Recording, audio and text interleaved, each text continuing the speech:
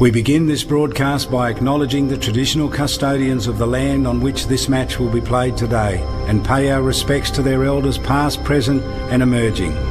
We extend that respect to Aboriginal and Torres Strait Islander peoples listening.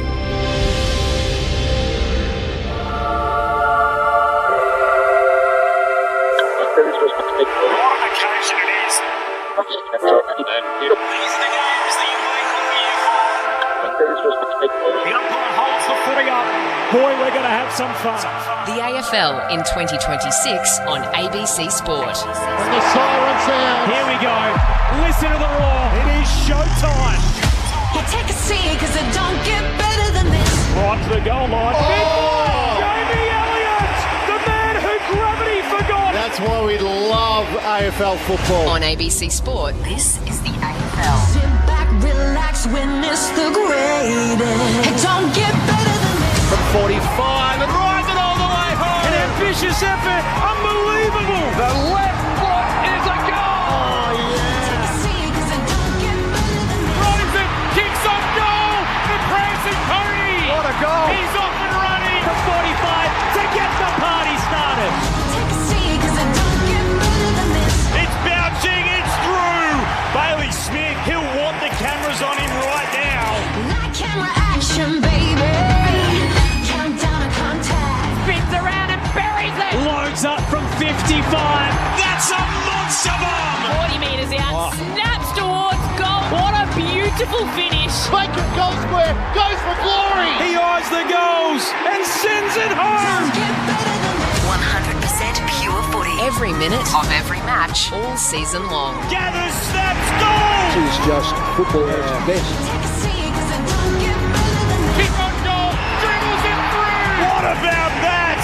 Took them all on and said, I'll have some of this. Bailey pinches his pocket and bang, bang, bang. That's the price you pay against the Premier. Watson snaps. Oh, Watson puts it through.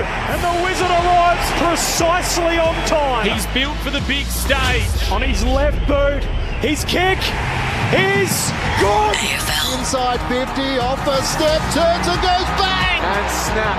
And goal. There's some bravery through the middle of the ground. How good is that? What a goal. He wastes no time. He whacks it through for another. It doesn't have to be your night, but it can be your moment. Hands it to Charlie Cameron. He can walk it in. Show him your tail lights, Charlie. Welcome to ABC Sports coverage of the 2026 AFL Premiership season. Runs the 50 out. What a way to finish. On radio ABC Sport Digital Radio. and ABC Listen. You take a seat because it don't get better than this. Last week, the Sydney Swans opened the AFL season with a bang.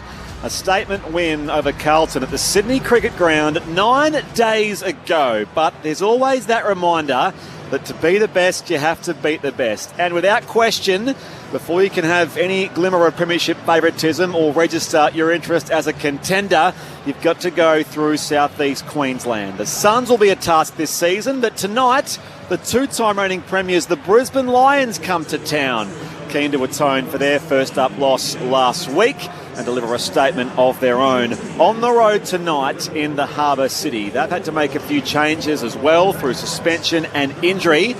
We know that standards are a big part of what Chris Fagan drives into his Brisbane Lions, so they'll be looking to get their three-peat quest back on track tonight here at the Sydney Cricket Ground. Saturday footy on ABC Sport continues. Welcome to the SCG on this Saturday evening. My name is Brett Sprigg and Daniel Garb is here alongside me. Good evening, Spriggy. What a Saturday night for footy in Sydney. It is perfect conditions. The Lions undermanned heavily. That's the big story coming in. 5 changes, and there are big names that have gone out, and Charlie Curnow might just be licking his lips. Without Harris Andrews, without Darcy Gardner, Zane Zakostelski in his second game might be lining up against Charlie Curnow at stages tonight, which will be really interesting. So the Swans with a good chance to make it back-to-back. But what a statement the Lions can make in their quest for a three-peat if they can more than challenge the Swans without all those big names in their team. I was going to say, premiership quality teams often have moments like this where the expectation is low on your 23 any given night, but they're on the road with a fair bit to play for,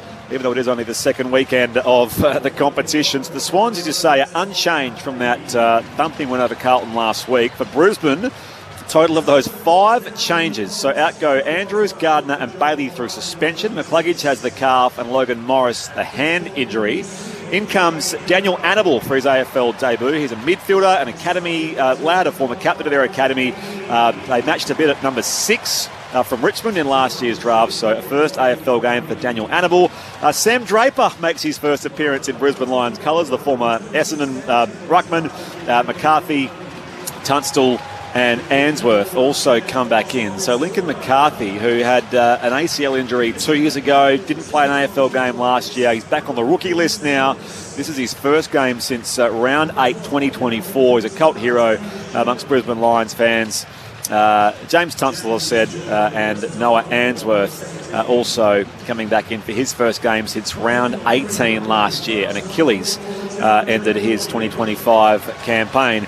Our team is all set to go. We've brought in some new blood too. We sort of held them back for opening round, and now, like 8 other AFL clubs this week, they get their first taste of action in round 1. Firstly, Giants player and former captain. She sees the game as well as anyone in this country, Alicia Eva. Welcome to you, this one. There we go. Oh, thank you very much. I'm thrilled to be here. I've just jumped off the M4 after a big day of Sydney Swans Academy games, coaching against them. But look, thrilled to be here, and I'm really looking forward to this game tonight. It's going to be a good one. And a man who won a couple of best and fairest at the Lions before retiring as a GWS Giant, Joel Patfull joins us on this Saturday evening. Hey, Joel. Thanks, guys. Good to be here. Thanks for having me. It's good to be back. I thought we were in the reserves last week. It's good to get the call up and back in for our first game for the year. It is only a few minutes away, in fact, this game, as the crowd are coming in. It's not one of the bigger crowds we've seen. There was a big crowd, of course, in last week for opening round. But I'll tell you what we did get a reminder of last week is how important someone like Errol Goulden is to the Sydney Swans in that performance. Look, he's just star quality, isn't he? And I think when he is distributing the ball inside 50, winning clearance, distributing inside 50, he's putting on a platter, really, for these Swans forwards. And Charlie Curnow would be absolutely loving being on the end of that. So, quality player, quality leader, and it just makes that Sydney lineup that much stronger. It's the way he links up as well through the middle of the ground. He gets the ball and he gets the return handball coming through as well. So a big focus for the Lions this week would be stopping that run from behind, making sure he doesn't get that second possession and third possession up the ground so he can deliver inside 50. Of the outs I mentioned for Brisbane, whose is the biggest absence, do you reckon? Well, it has to be the defenders, Harris Andrew, Darcy Gardner, especially coming up against this Swans forward line that's so dangerous. And who gets that task against Curnow? It's probably going to be Ryan Lester, I would have thought. We'll have to step up. And the big one for me is probably the third tall as well. Who can go to McDonald? It's probably going to have to be someone like Kitty Coleman at times. It's going to play third tall, and they're really going to be mismatched there. So how Sydney can manipulate that and get a deep matchup. Just watching the Lions defence gathering a moment ago, there is only one true key defender in that group, and that is Zach Kostelski in his second game. Leicester is going to have to play much taller tonight. There are others who are going to have to play way above their height when you've got Curnow, McDonald and Amati. It is a huge challenge for them. Yeah, and I think, the pressure's got to be on Brisbane's midfield, have to put pressure on the Sydney midfielders bringing the ball in. When they're undersized down back, it can't be quality ball coming inside D50. So the Brisbane mids have got a big job tonight, impacting the quality of that ball going into their defensive 50. And in saying that, the backs, if they're undersized, they've got to do their work early. They've just got to be really, really annoying to play on, not let the big key forwards set them. But I think it's got to be a whole team defensive effort tonight. Alicia Eva, Joel Patfull, Daniel Garb. My name is Brett Sprigg. This is Saturday Footy on ABC Sport. The fifth member of our team is Declan Byrne, who is boundary side for us. Hey, Declan. Yeah, good evening, team. What a day for it here in Sydney. 20 degrees still. It's probably a day for sitting in the Paddington pub, so people might be a bit late. There is still a few people filtering in, but yeah, magic conditions down here. Callum Mills for the Swans won the toss, so they will head towards the Randwick end to the right of your radio dial. Looking to see who these matchups are. As you talked about, Charlie Curnow running towards that Randwick end. We'll see who gets him. Just by the way, 3 of their past 4 games, these two sides decided by 4 points or less. The outlier there, Gabby, is the grand final of 2024, of course. That was Brisbane by 10 goals. They've had some good recent battles. The stage is set.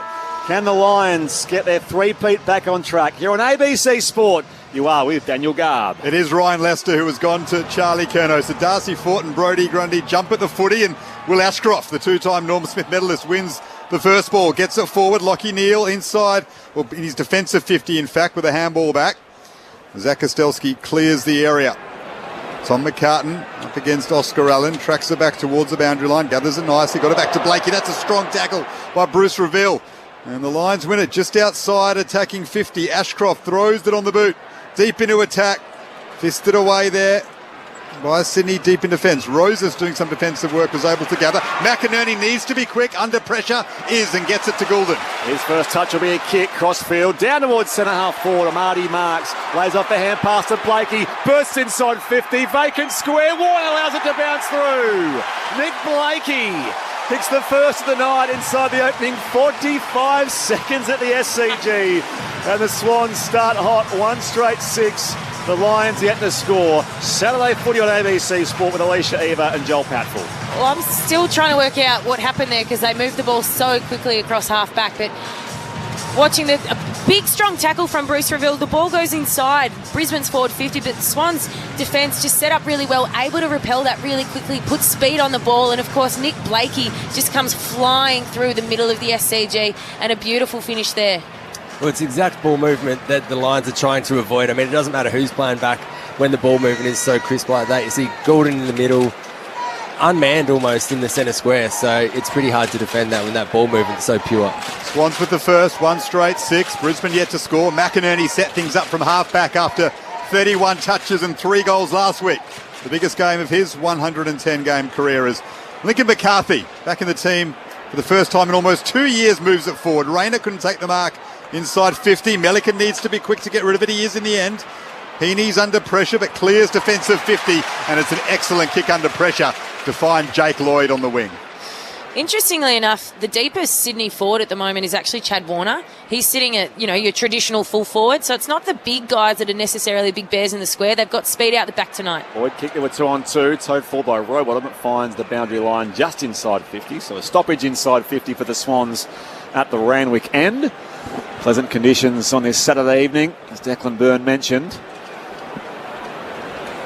Setting up inside 50 here, the Swans with the only score, a goal so far. Fort and Grundy in the ruck. Heaney coughs it up here into the path of Dunkley. They'll try and clear through Fletcher. Gathered again by Heaney. Snaps quickly towards the goal square. Gathered by Curnow. Amati bats it forward. Back to Roses, who snaps and bangs it through in a hurry. And the Swans have the first 2. 2 straight 12 to Brisbane yet to score. 3 minutes played opening terms. Saturday footy on ABC Sport. You can text us as well, 0437 774 774 across ABC Radio, News Radio and ABC Listen.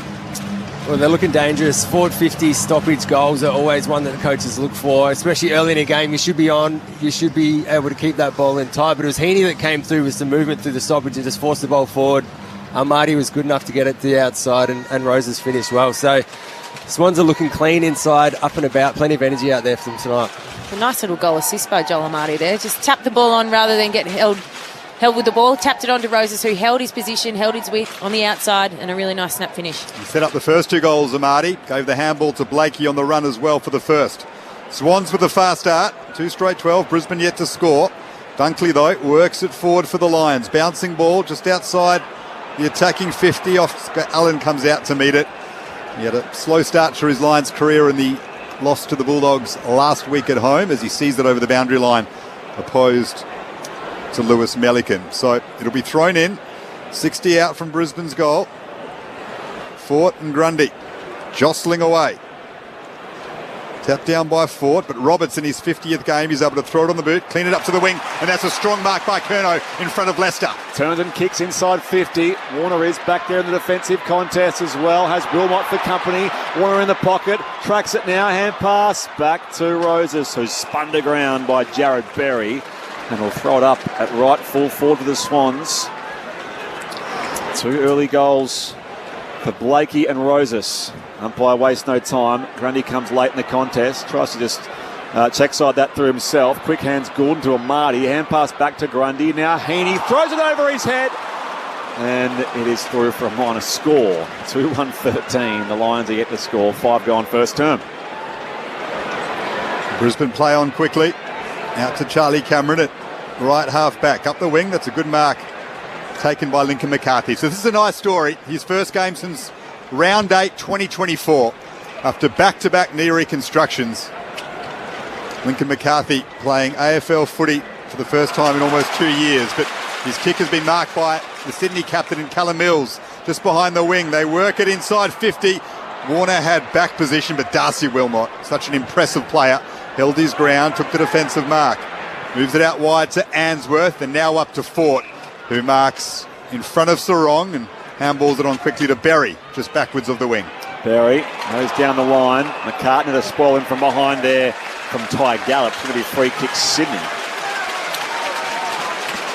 Had his 150th game last time these teams met at the Gabba in round 22.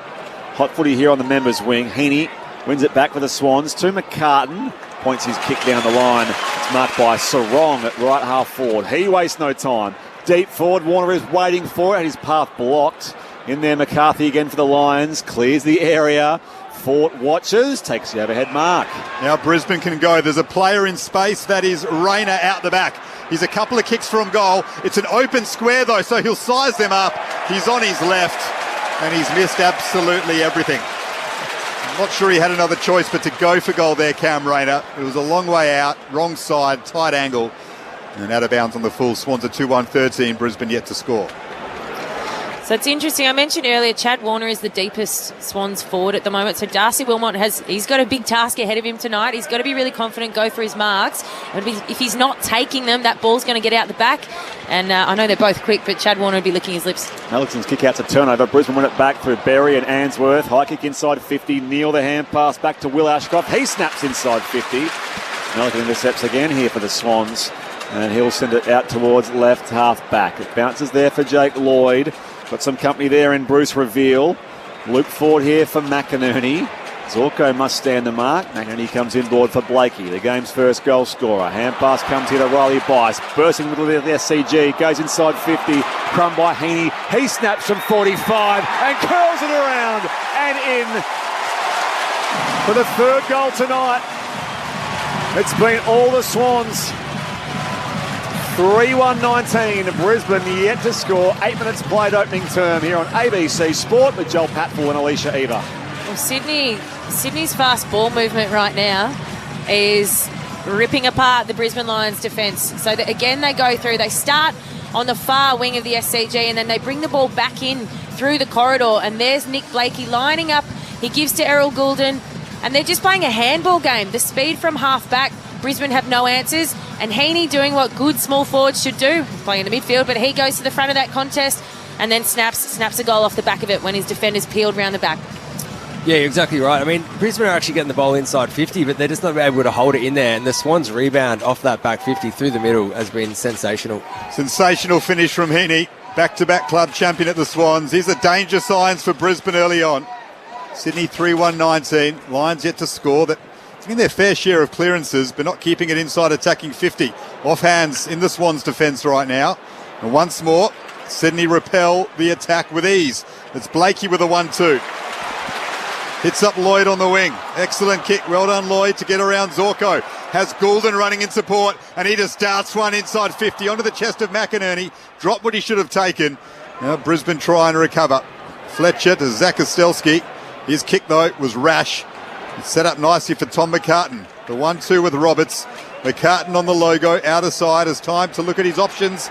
Coleman's back there for Brisbane. Ball bouncing inside attacking 50 for the Swans. Warner puts his head over it. Draper gets hands to it. Got it to Ashcroft, and now Brisbane can go. They're away off half-back. Loopy hand pass comes wide here. Back to James Tunstall. The will kick down the outer side. Rampy is there to meet the football for the Swans. Little 1-2 hand pass. McCartney's run down by McCarthy is Rampy. And that will be tackler. Well, no, it's going to be going Sydney's way. Thanks, Jim. Yeah, so he was taken around the legs and the tackle from McCarthy. So free kick for the veteran Rampy on the outer side. He and Jake Lloyd both delisted and re-rookied through that very common loophole for veteran players. Just four to the wing.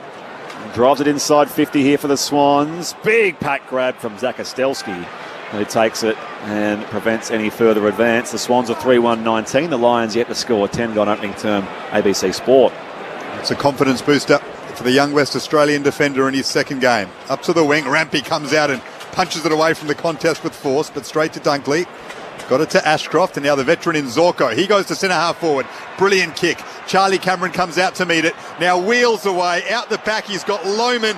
Well done, Riley Bice. Brilliant defending. Had his back to the football, tracked it the whole way. Needed to make sure he got clean purchase on it, or he would have given away a free kick. And he did so over the boundary line. So a throw in right forward pocket for Brisbane, but that is the stopping of a clear goal by Riley Bice. All created by a Dane Zorko kick up the middle of the SCG. Super creative. 11 goal in the opening term. Swans with the first 19 points of the game. Grundy lays it in the path of McCartan, who tumbles it toward the boundary line. Not deliberate. A throw in again here for the Lions at the Paddington end. Declan Byrne on the boundary. Couple of quick things. James Jordan came on at the 6-minute mark. He's gone straight to Kitty Coleman, so that looks like a role for Jordan. And Lockie Neal came off and was in big conversation with Chris Fagan. Fagan had his arms out as if to say, frustration, what's happening out there? So it's back in.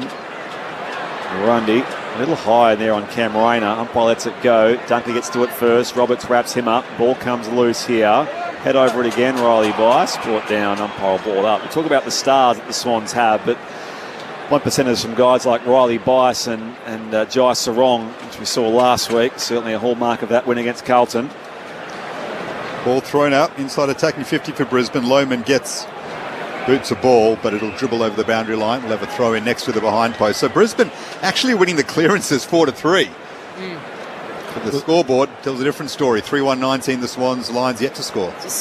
Swans in transition, just moving with speed, and at the moment Brisbane haven't been able to adjust, haven't been able to slow them down. They need to trap it inside 50 for a moment, the Lions. Grundy punches it away. Well done, McInerney. Won the loose ball.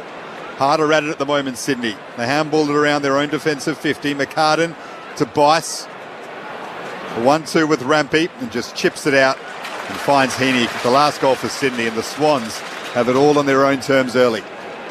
Better though here by Brisbane. They've been able to slow them up. Heaney kicks in the middle of the SCG, making the contest there. Will Ashcroft. Swans have numbers around the ball though. Paddled forward by McInerney towards half forward. Tackle from Robert down there on Ainsworth. The umpire says give it to me at half forward for Sydney. You see that kick from Heaney as well. It's obviously a clear direction that the Swans have got. They want to use that centre corridor. They want to own it. 12.5 gone first term. Swans 3-1. The Lions yet to score. Heaney clattering for it through traffic. Goulden, hand pass wide to Bice. From left, half forward. Roberts on his left, sends it inside forward, 50 towards full forward. Kerno waiting back for it. The spoil coming from Kadeen Coleman for a minor score. 3-2-20. The Lions still yet to score. 13 gone opening term. Free kick was Spriggy. Oh, was too. So no score there in the end. It will be a Brisbane ball at right full back. So Ryan Lester asked to play a little bit taller on Charlie Curnow as they move it out to the wing. Couldn't mark McCarthy. Not paid, bizarrely. Thought he had enough purchase on that. The Swans come away with it. Bice to Roberts. Handball over the top. Here's Lloyd up against the boundary line. Has time to assess his options into the corridor. Errol Goulden will mark and have a kick from 45 out directly in front. Swans in cruise control. Well, there's not much you can do when you're kicking the ball like that, can you? I mean, Errol Goulden, he only had a couple of metres of space and he was good enough to pop it over the top, but they're looking dangerous, aren't they? That run off half-back, the Lions just don't have an answer for that at the moment. And it just looked like with that change of angle, that kick, with the speed Sydney moving the ball, Brisbane are organically moving all their numbers back. They're trying to rush back, so it leaves players open at the top of the 50. Errol Goulden, the two-time All-Australian. He was never missing, was he? Not with that left boot. Sydney smashing Brisbane early, 4-1-25. Lions yet to score. And we've still got 11 minutes to go in the first term, down to Declan Byrne. We've talked a bit about this 5 on the bench. So in round 1, first game here a week and a bit ago, Papley didn't come on till the 16-minute mark. He still isn't on. We're nearly 15 minutes in. He's had to do a second warm-up. So they are still taking care of Tom Papley. By the way, earlier today, the game most recently completed in Geelong, the Cats beat Freo by 10 points, 16-14, 110 to 14-16, 100. Earlier at Docklands, the Dogs beat the Giants by 81, thanks to Marcus Bontempelli, 33 disposals and 3 goals won. We'll keep you across Collingwood Adelaide, due to start very shortly as well. Swans have the first 4 goals of the night here at the SCG from the restart. First hands to it, Sheldrick for the Swans. Bounce clear towards Bice. Back to Sheldrick in the middle. Now Heaney, who's unmarked. He goes forward of halfway. Drills it inside 50. It's down low there for the defender in Zach Ostelski. His hand pass picked off. Roses was lurking too, holding the ball. Swans tackle rewarded. And it was nice work by Joel Amarty with the second effort there on Noah Answorth. And he'll line up his kick here, Joel Amarty. 40 out, slightly right of centre. It's when you know things are going well, when your big tools are making tackles inside 50 as well. Everyone's up and about. Everyone wants to get a piece of the action. And Joel Amarty, who kicked 3 goals, 1 against the Blues 9 days ago at this ground. On opening night for the AFL season. Coming off his lowest games tally since 2022. And keen to hold down his place, especially with the acquisition of Charlie Curnow. Joel Amarty makes no mistake. Opens his account.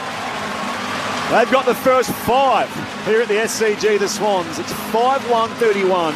The Lions still somehow yet to score. 16 on opening term. Saturday footy on ABC Sport.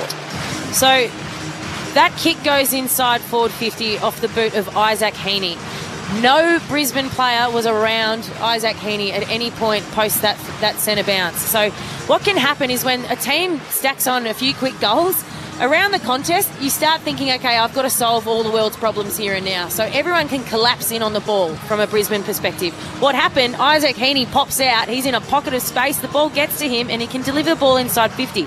It's not marked, but Joel Amarty is switched on tonight, lays a brilliant tackle and gets his reward on the scoreboard. They kicked 12 in the third term last week, Sydney. They've got 5 in the first quarter tonight against the 2-time reigning premiers. The 31, Brisbane yet to score. 17 gone in the first term. Another clearance for the Lions through Darcy Fort.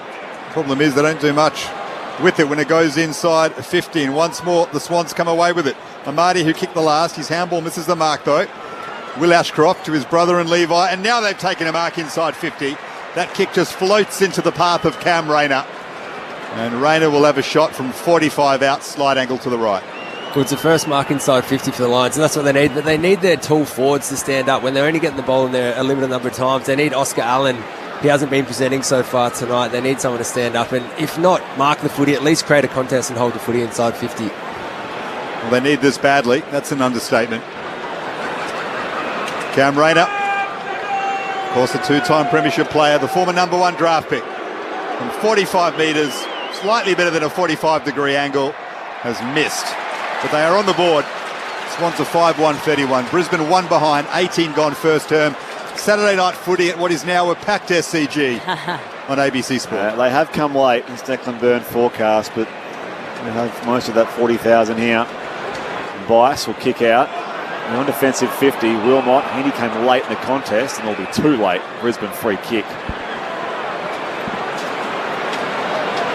Darcy Wilmot, I think his 85th straight game. Because last time these sides met, he had 27 disposals and a couple of goals in round 22 last year. He's got this distance in him, doesn't he?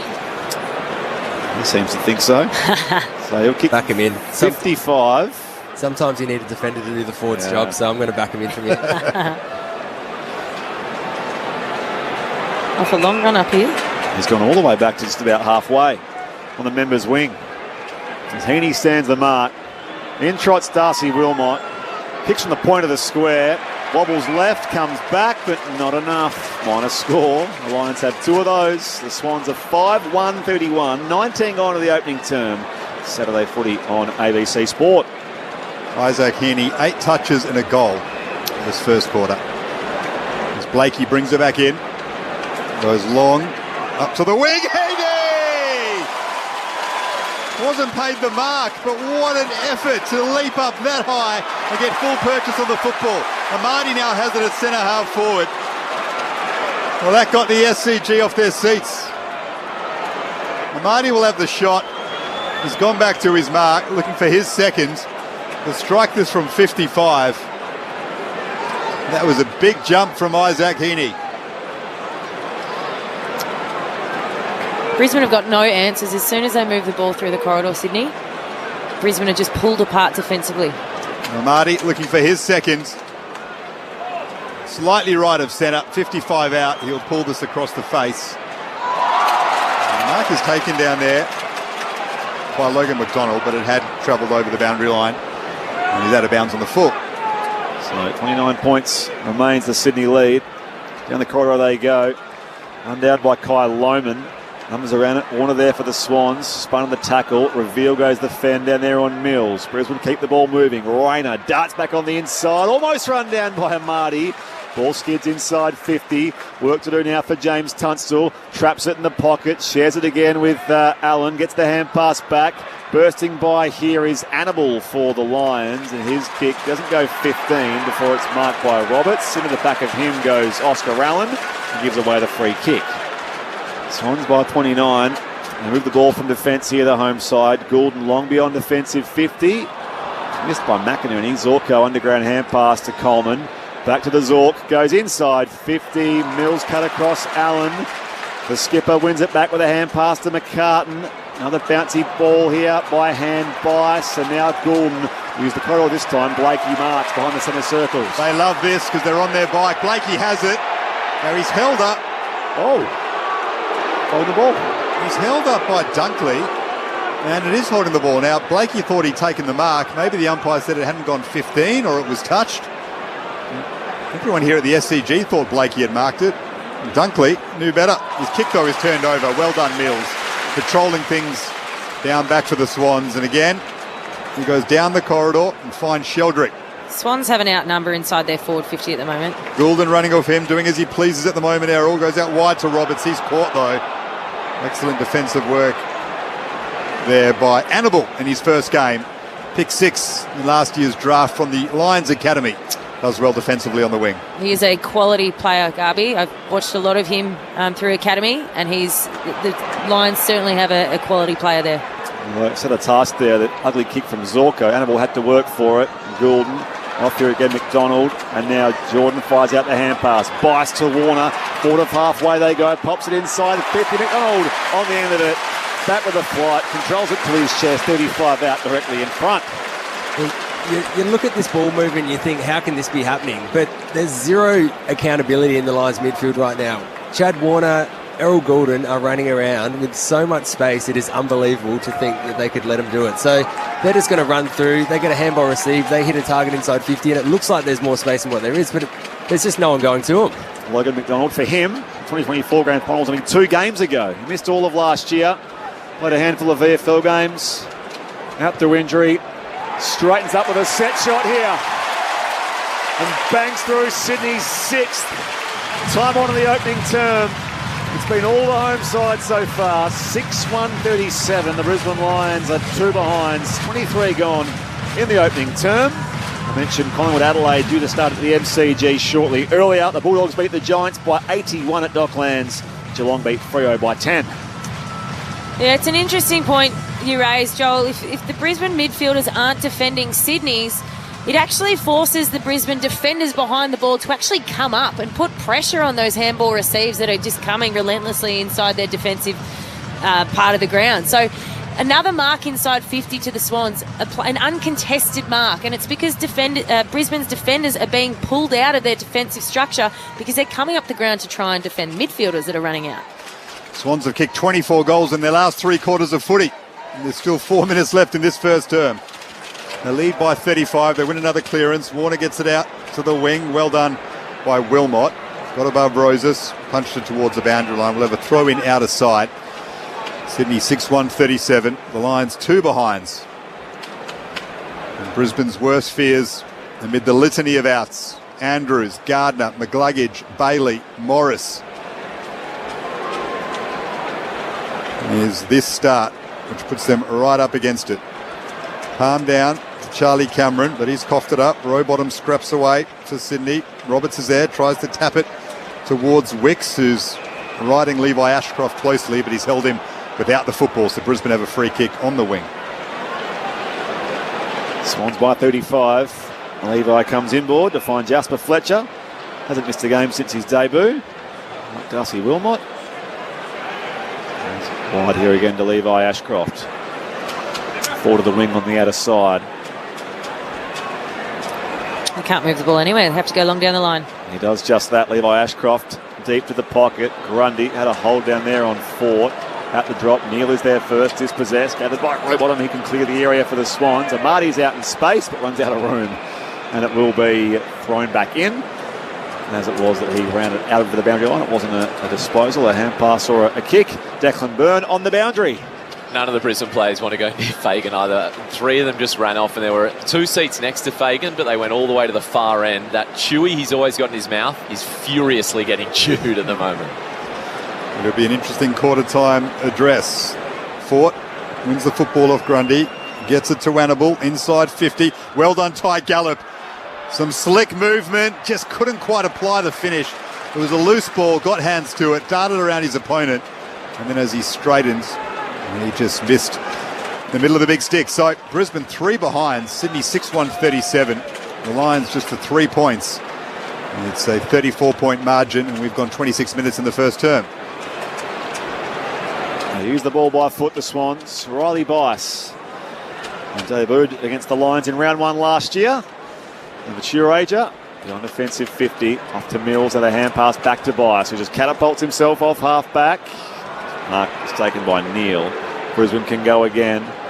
Short kick here to Jasper Fletcher. Dummies a hand pass, releases now to Zorko. Neil unmarked. Hand pass picked off by Rowbottom. The Swans can go again. This is where they're dangerous. Comes to Jordan. He sends it wide towards Curnow at right half forward. No one's back there. Swings it back into the corridor. Warner spills the mark. Goes again, Warner. Turns Wilmot inside out. Wilmot's claiming he touched it. Amati marks. Doesn't matter, it's not paid, because he slams it through on the goal line. Joel Amati for his 2nd goal tonight. It's just another example of how slick the Swans are off half-back, off the middle of the ground, and they kick their 7th goal. 7-1-43. They're out by 40, and we're not yet at quarter time. The Lions are 3 behinds, and this is Saturday 40 on ABC Sport. Brett Sprague, Daniel Garb, your experts Joel Patfull and Alicia Eva. Good scores from turnover, isn't it? Yeah, well, it's worst case scenario for the Lions here. I mean, they've had a complete breakdown in their defensive structure. So it was good ball movement off half back, but it was actually stalled when it was kicked inside 50. But somehow Amati's left free in the goal square. So they're missing that leadership down back. Harris Andrews, Darcy Gardner, Harris is the one that's always been there to set them up and structure and be in behind, and it looks like their whole defensive structure is just out of whack at the moment. The Swans 7-1-43. Brisbane just the 3 behinds. 28 gone in the first term. Amati with his 2nd. And once more, Sydney swarm on that Brisbane midfield. They lock it up just forward of the centre circles. Thrown up again. Grundy palms it down. Dunkley's there. Got the kick free, but Melican comes out to meet it. Then kicks it straight into his own teammate in Grundy. Bounce back towards Goulden. The Lions move it back towards Darcy Fort. The crowd wanted a throw from Lachie Neale, not paid. Here's Rampy. Just taps it towards Roses, the former son. Looks for options on the wing. Eventually goes back to Wicks, who throws it on the boot, torpedo style. Bouncing ball just outside, attacking 50 for Sydney. Can they add another one before quarter time? Rowbottom gets it loose. Papley wanted to get his first touch, couldn't quite collect it, and the Lions can clear through Neale. His kick finds Annabelle. Defensive side of the wing on the outer side. Oscar Allen, the loose man at defence now, trying to shore things up and at least slow the scoring down before quarter time here. Swans by 40 here at the SCG. Up it goes to a contest on the outer side. Free kick going the Lions' way for a hold. It will go the way of Zach Ty Gallop. By the way, Isaac Cumming has kicked the first goal for Adelaide at the MCG. 1-1-7. The Pies yet to score. Early stages in the opening term. Every game available via ABC Listen for the AFL or AFL Extra button. Grundy is down as the ball goes inside 50 for Brisbane. Lurking here, Roberts' hand pass picked off by McCarthy. They try again now through Sheldrick. It's a hot footy out at right half forward. Grundy is still slow getting up as it's worked inside 50 by Annabelle, and Charlie Cameron, uncontested, takes the mark. 30 from goal. Quite sure what happened to Brodie Grundy there. He was sitting under the high ball, but whatever happened before the kick even came in. So don't know if it was a stray elbow or not, but he's up walking now. Just want to point out, I'll let you boys call this Charlie Cameron kick. We won't hear Country Roads, unfortunately, here at the SCG. I would love to. Oh, he was sort of shaping up to take the kick around the angle. It will be, as he's realised it's going to be the quarter time siren. Have to take a set shot. And comes straight in from the right forward pocket. Charlie Cameron, to avoid a goalless opening term, delivers the Lions their first. At long last. So the Swans led by 40. Charlie Cameron has the final say before the quarter-time break. They're 1-3-9, the Brisbane Lions. The Sydney Swans are 7-1-43. And that opening term went just a tick under half an hour here at the Sydney Cricket Ground. The goal kickers for the Sydney Swans in that opening term: Joel Amati kicked 2, singles to Heaney, McDonald, Malcolm Roses, Errol Goulden and Nick Blakey, who in fact kicked the very first goal of the night. Charlie Cameron, the sole goal scorer so far for the Brisbane Lions. The margin is 34 points at the first change. 7-1-43 plays 1-3-9. Just to recap earlier, at Docklands, the Bulldogs beat the Giants by 81 points. And in Geelong, the Cats beat Freo by 10 points. Live score check on what's happening at the MCG, where it's still Adelaide 1-1-7. Collingwood yet to score in the opening few minutes there. Across ABC Radio, News Radio and ABC Listen, this is Saturday Footy on ABC Sport. Who will win the AI race? Has gambling become our national sport? Questions. They've never been more important. So the one thing we'll never question is our duty to keep asking. ABC News. Keep asking. This is the 2026 AFL Premiership season with ABC Sport. Down towards centre-half forward, Amati marks, plays off the hand pass to Blakey, bursts inside 50, vacant square, Warren allows it to bounce through. Nick Blakey picks the first of the night inside the opening 45 seconds at the SCG. Blakey, the game's first goal scorer. Hand pass comes here to Riley Bice, bursts into the middle of the SCG, goes inside 50, crumb by Heaney, he snaps from 45 and curls it around and in. Sydney's fast ball movement right now is ripping apart the Brisbane Lions defence. Swans come away with it. Bice to Roberts, handball over the top. Here's Lloyd up against the boundary line, has time to assess his options into the corridor. Errol Goulden will mark and have a kick from 45 out directly in front. Errol Goulden, the two-time All-Australian. He was never missing, was he? Not with that left boot. Sydney smashing Brisbane early. Down low there for the defender in Zach Ostelski. His hand pass picked off. Roses was lurking too, holding the ball. Swans tackle rewarded. Joel Amati makes no mistake. Opens his account. They've got the first 5 into the corridor. Warner spills the mark. Goes again, Warner. Turns Wilmot inside out. Wilmot's claiming he touched it. Amati marks. Doesn't matter, it's not paid. But he slams it through on the goal line. Joel Amati for his second goal tonight. The AFL on ABC Sport. On radio. ABC Sport Digital Radio. And ABC Listen. Yeah, 34 points at quarter time here at the Sydney Cricket Ground. You're with Brett Sprigg alongside Daniel Garb. Our experts are Joel Patfull and Alicia Eva. Declan Byrne on the boundary. You can text us 0437 774 774. I'm aware of the fact that we also do have Collingwood Adelaide happening concurrently with us, sharing the same text line. Speaking of that game, Adelaide 2-1-13. The Pies are yet to score there. The goal kickers in that game, Isaac Cumming and Alex Neil-Bullen for the Crows. So a strong start for the Crows there at the MCG. 34 points the Swans way here at the SCG. As I mentioned, your experts are two-time best and fairest winning Lion and former Giant Joel Patfull, and Giants player, coach, star commentator Alicia Eva on ABC Sport. Over to you, Joel. Well, where do we start? I mean, unbelievable quarter by the Sydney Swans, but they were gifted the quarter really by the lack of intent from the Lions through the midfield and lack of accountability. So it comes down to two things. It's either intent or ability, and right now it kind of looks like a mix of both. I mean, the Swans' running power through the midfield looks elite.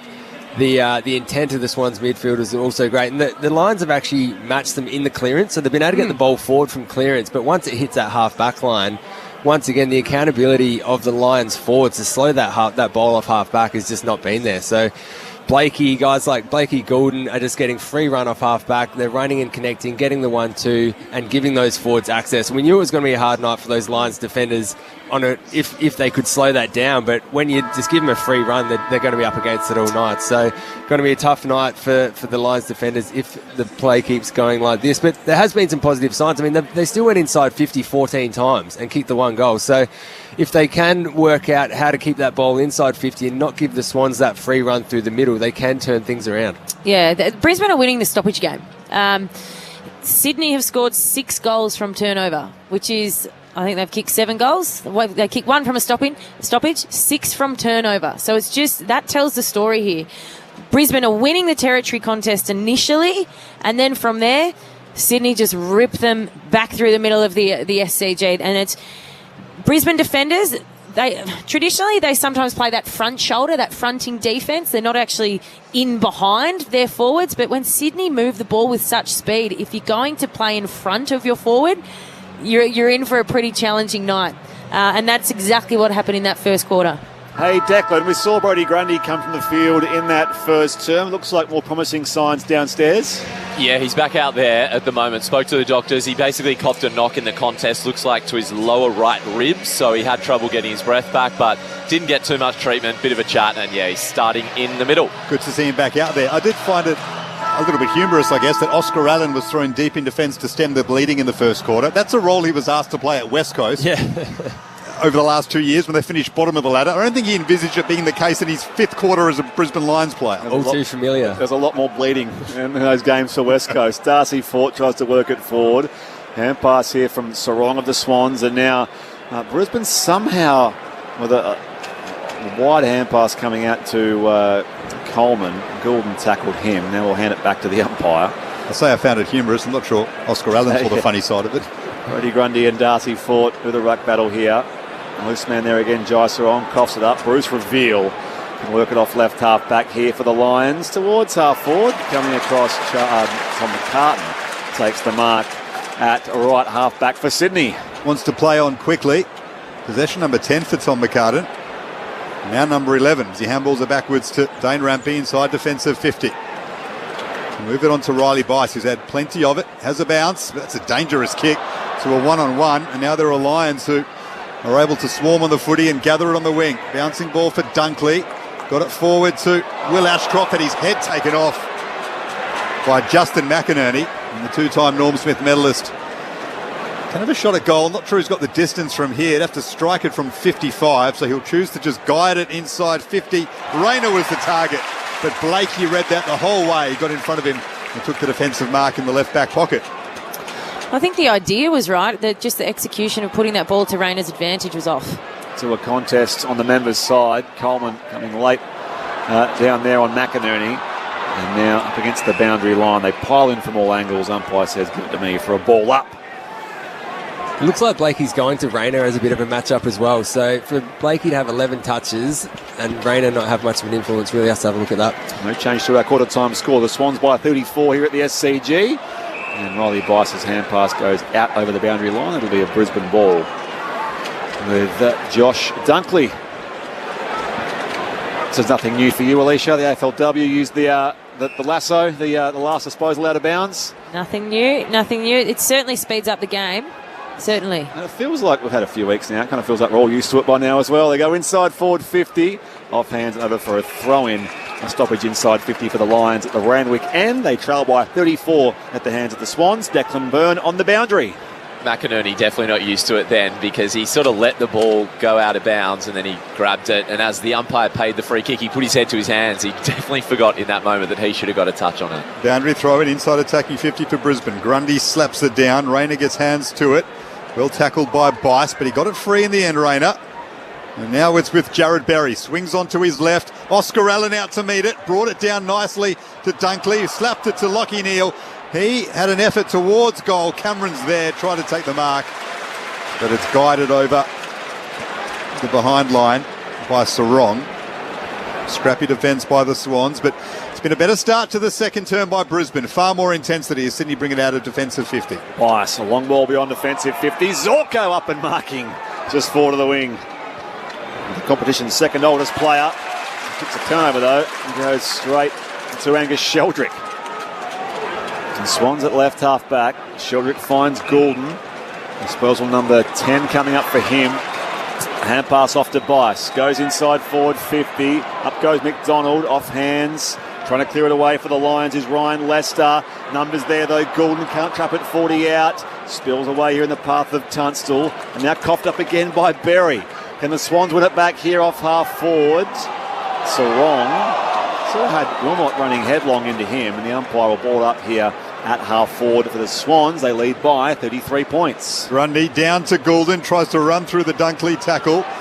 Fort eventually grabs hold of him. Got free of it though, Goulden to McInerney. Warner tries to tap it in front of himself. Lions need to clear the danger. Coleman though gives it straight to Sheldrick. Throws it on the boot. Bouncing ball inside 50 for Sydney. McDonald back to McInerney, who slots it. Justin McInerney picking up from where he left off last week. 31 touches, 3 goals. Has Sydney's 8th on the board. Slick finish to make it 8-1-49, Brisbane 1-4-10. So Brisbane won the ball back in their defensive 50, but it was just that extra handball. I think it was from Ryan Lester. He handballed and perhaps should have made the decision to kick because he coughs it up and turns it straight over. So he picks the ball up in defensive 50, handballs to Kitty Coleman, who's under the pump immediately. And Swans, it's another goal from turnover, but more importantly, it's a goal from forward 50 turnover. But look at the space they've got inside 450 as well from a stoppage. It's a bit of like what he said before. Everyone, the Lions players are all going at the footy. They're trying to be the one to make the impact, and the Swans players are holding their width, quick handball out, and it's an easy shot at goal. 39 points the Swans' way. Restart back in the middle. Grundy cleverly tapped down to Sheldrick. Goulden keeps it moving as well. Patley at centre half forward, bombs it inside 50, but Wilmot cuts across and marks on the last line for Brisbane. And finds the target now in Coleman. Still inside defensive 50 at the Paddington end. Oh, McDonald cuts across here on Zach Ostelski. Keeps it alive for the Swans. And now back to Curnow from the pocket. It goes across the face of goal and skids out for a boundary throw-in at left full forward for Sydney, who lead by 39 points here. 6 gone in the second term. This is Saturday footy on ABC Sport. Riley Bice, 15 disposals, 337 metres gained. Having a night off half-back. The mature age recruit for the Swans. Boundary throw-in. Deep in attack for Sydney again. Grundy front position on Fort. Tapped it towards Warner, but Wilmot was in good position. Clears the area. Blakey could have taken the mark just outside attacking 50. Bounced off his chest. Now Brisbane can try and move it forward. Will Ashcroft to Zorko, but he's missed his target. He's hit it straight to the Swans captain Callum Mills, who's standing in the interchange area. And he just volleyball palmed it down to Nick Blakey. He'll take the free kick. And he'll hit Riley Bice for possession number 16. As I mentioned, debuted this time last year. He was subbed 3 more times in his debut season, Riley Bice. Swans move the footy inside 50, spilled by McDonald. And he and Zach Ostelski see it out of bounds for a throw-in, 45 around from the Swans attacking goal. 8 goals to 1 this game so far. The Swans by 39 points. You're with Brett Sprigg alongside Daniel Garb. Experts Joel Pat for Alicia Eva. And Declan Byrne shortly as well. Draper and Grundy in the ruck. Coleman reaching for it. Cleared away again by the Lions and Wilmot. Bounces toward those benches members' side. McCartan couldn't keep it alive. It will be last disposal. There's a hand pass in there from the Swans. So it will be a Brisbane ball. Not far away from you, Declan Byrne on the boundary. Just again on Simon Goodman this week, who is really the chief down here for the Swans. He's barking orders, and you could see it at quarter time as well. Dean Cox and him by far had the longest discussion between the coaches, so he's crucial at the moment for the Swans in 26. Oscar Allen with his first kick to half forward. Sydney's defence well positioned though. Melican won the contest. They move it out now to Tom McCartan. Handball up the wing. Well done, Heaney. Got hands to it. But it's tapped over the boundary line. So a throw in right in front of Sydney's dugout. The Swans faithful loving the start. 8-1-49. Brisbane in all sorts of trouble. Heavily undermanned. They would have wanted to produce a much better performance in this so far. They are 1-4-10. 8 minutes gone in the second term. Here's Brett Sprigg. Nocky Neal from the stoppage. Takes advantage here from the Brisbane free kick. Snakes through traffic, goes inside forward 50. Thumped away by Melican. Was there a hold there? Yes. Free kick given away here, and it will go the way of Charlie Cameron and the Brisbane Lions in the right forward pocket. It's interesting. Brisbane are heavily undermanned, but I don't think they're getting beaten in areas where they are heavily undermanned, if that makes sense. I don't think they're getting goals kicked against them, but I think it's a midfield issue. It's a transition issue. It's not so much a back six issue. Charlie Cameron kicked that goal before quarter time. 4 against the Bulldogs last week. And that narrow loss. Here he is. Slight angle from the pocket and he misses the lot. So it remains a 39-point break with the Sydney Swans. 8-1 plays 1-4, 9 gone second term. Just leant back on that one, Charlie Cameron. Pushed it way out right. Here's Matt Robertson, his 50th game, the South Australian. Up to the wing. Draper in his first game for Brisbane. Punches it down from the contest. So Will Ashcroft got it to his brother in Levi. And Wilmot with a clever chip over the top. A lot of lines around the ball, including Will Ashcroft. He got it down, but the Sydney defence is intense, and they win it off half-back. Blakey had to be quick, and he did not dispose of that correctly. Well done, Rayner. This is better from Brisbane. They're starting to lift in their chase, and Rayner's won the free kick. A couple of kicks out from goal. It's one of the interpretations. Going to be a bit quick out these days with holding the ball. Rayner goes inside 50 and finds Reveal, who is unmarked. And he will take a set shot here from 35 out, a slight angle left of centre. Well, you said it, Garby. It's exactly right. I mean, that's what you want to see from a leader as well, to come out and pressure tackle inside 50. Someone has to do it. That half-back line has been running free all game, so you need someone to step up, make a tackle, get the ball going in your direction. Bruce Reveal, just 7 goals in his career so far. He debuted in the Q Clash a couple of years ago. He slots this, and the Lions show a pulse in this second quarter. Their second goal of the night through Bruce Reveal. The margin 33 points the Swans way. 8-1-49. The Brisbane Lions are 2-4-16. 11 gone second term here at the Sydney Cricket Ground. Meanwhile, at the MCG, as we approach quarter time, it's Adelaide 2-3-15. Collingwood yet to score. Let's go back to Declan Byrne here on the boundary. One of the clear changes the Lions have made by the look of it is Jared Berry is paying really close attention to Isaac Heaney. He is yet to touch the ball in this second quarter. We're nearly 11 minutes in. Yeah, he was a part of everything in that first quarter, Heaney, whether it was around stoppage, sneaking up forward. So just a bit of a clamp on Heaney. Berry standing with him. At this ball up in the middle of the ground. So Swans by 33. Brisbane far better in the second term. Grundy and Draper leap at it. Draper gets hands to it cleanly and then soccers it forward and puts a strong tackle on Blakey. He did so illegally. Swans win the free kick. Play on. Row bottom to Grundy on the wing. Here's Sarong.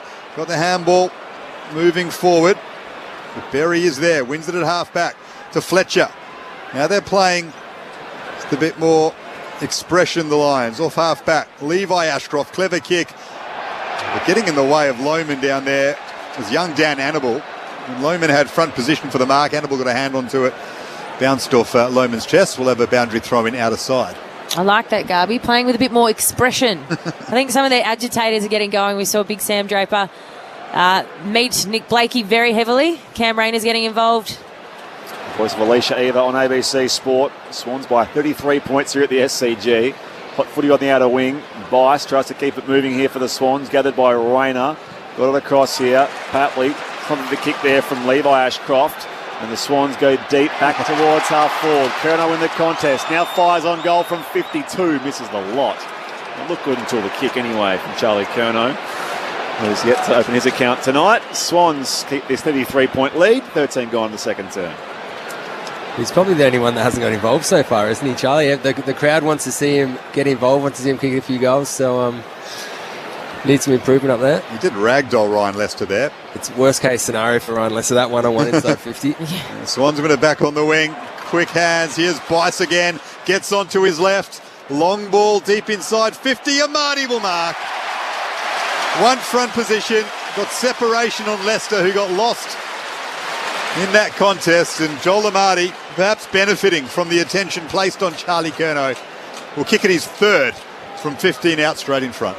It's actually an out number. It was a 3-on-2 deep inside 50. I don't know how that happens, but once again, the defensive structure has somewhat fallen down. Whether those defenders are making decisions to come forward when they shouldn't, but Amati too dangerous deep forward like that.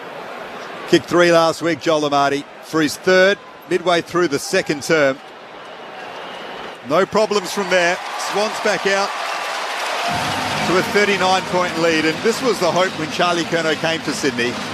Joel Amati playing as the second or third banana, however you want to phrase it, is just far more dangerous than being asked to be the main man. And particularly on a night like tonight, and I think, I made the point earlier, I don't think Brisbane are getting beaten in the area where they are undermanned. In the last 5 minutes, they have been. So Paul Ryan Lester, 1 minute, he's playing on Charlie Curnow, and literally 30 seconds later, he finds himself on Joel Amati. And with a high ball coming into the top of the 50 like that, you don't have Harris Andrews there muscling a big key forward under the ball. So Lester has to compete one-on-one, but there's no way he can get his reach to Joel Amati's there. Well, they're still trying to play the same structures when they have their experienced defenders down there, and they've got the second gamer, Zaka Stelsky. I'll try and get Nailed it. But he's just getting lost a little bit, and that's what's causing those issues down there as well. So they just haven't got the experience playing together. Zane Zakostelski, the first player in AFL history with the initials ZZ, or ZZ if you want to call it that way. Lions win the clearance here as Jasper Fletcher sends them towards half forward. It missed Tom McCartan, gathered by Wicks in defence though for the home side. Fires it back to Blakey. Wicks still running. Hand pass was overcooked though. And now it comes back to McCartan.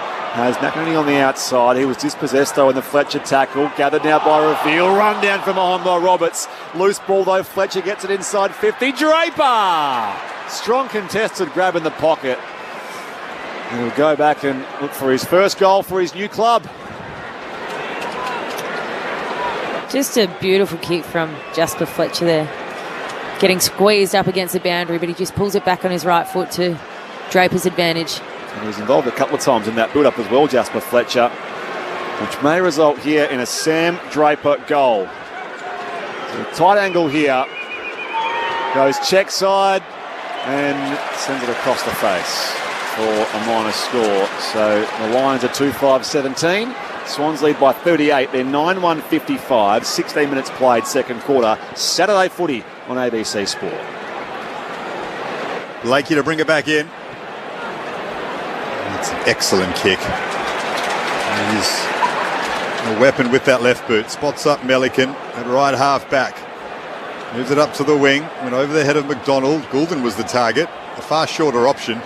And they lock it up on the outer side wing, just in front of the logo. Swans by 38 points, 16 minutes gone. Saturday night footy at the SCG on ABC Sport. Great day for it too. In Sydney, 20 degrees as Declan Bird mentioned. Pleasant conditions in the evening. Robertson sends a kick forward now for the Swans. Amati near it. Curnow out after it now. Hand pass back to Chad Warner. Centering ball. Reveal comes across to intercept. Pressure now from Goulden. Reveal does well though. Withstands the pressure. Hand pass off to Coleman. Mills hot on him. Ball comes beyond defensive 50. McCarthy. Reveal still running in front of the old green grandstands. And he just slides that kick back towards Charlie Cameron. Beaten though by Blakey. Wicks now for the Swans. Mills the captain. Now Jordan to Rowbottom goes inside forward 50. Zorka on the bounce. Dispossessed by Amati. Good effort again from Amati in defence. Trying to turn the ball over. McCarthy wobbles it back down the line. And it's marked by Tunstall of the Brisbane Lions. Gets it to Lockie Neal. Brisbane have numbers now in space. Puts it out in front of Charlie Cameron. 52 out. Chips it inside 50. And it's marked by Kai Lohman. And Lohman will have a shot from 40 out, slightly worse than a 45-degree angle to the right. Well, they worked that well through half back, hit some targets through the middle and found a target. But the next 5 or 10 minutes is pretty important here for both teams. I mean, you let the Lions back in it, they kick two or three goals and get a bit of a sniff. But the other way, Sydney kicked 2 or 3 games and really put the game to bed. Swans by 38 points. Brisbane need this. Kai Lohman, who kicked 4 goals in that 2024 grand final battering of the Swans, has missed absolutely everything here. Couldn't miss a thing in that first half for the MCG 2024, as Swans fans will hate to recall, but he's failed to register a score. Swans by 38. That won't help them either, Alicia. We don't see the out of bounds on the full on the scoreboard, but they've missed a few here, the Brisbane Lions. And the Swans get a chain going here. Sarong pulls his kick. Inboard down to Warner. He'll switch across to McCartan. Members side of the SCG. Goes deep inside 50. Lloyd waiting for it. Coming late in the contest, Answorth. Ball ricochets toward the boundary line and over for a throw-in at left half forward for the Sydney Swans. Little things like that on a game like tonight actually make a big difference, because you start thinking, like, is it just not our night? Are we going to keep missing those? And it starts to stack up by half time. When you've done it 3 or 4 times, it just doesn't feel like it's your night. 19 going second term. Swans by 38. 450 stoppage here for the home side.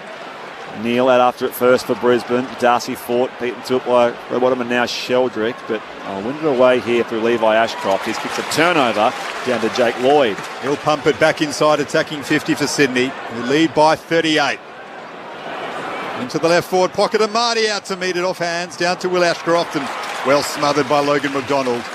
Swans doing the 1%ed as well, and will be thrown in left forward pocket for Sydney, who are 9-1-55. Joel Amarty with 3 of those goals.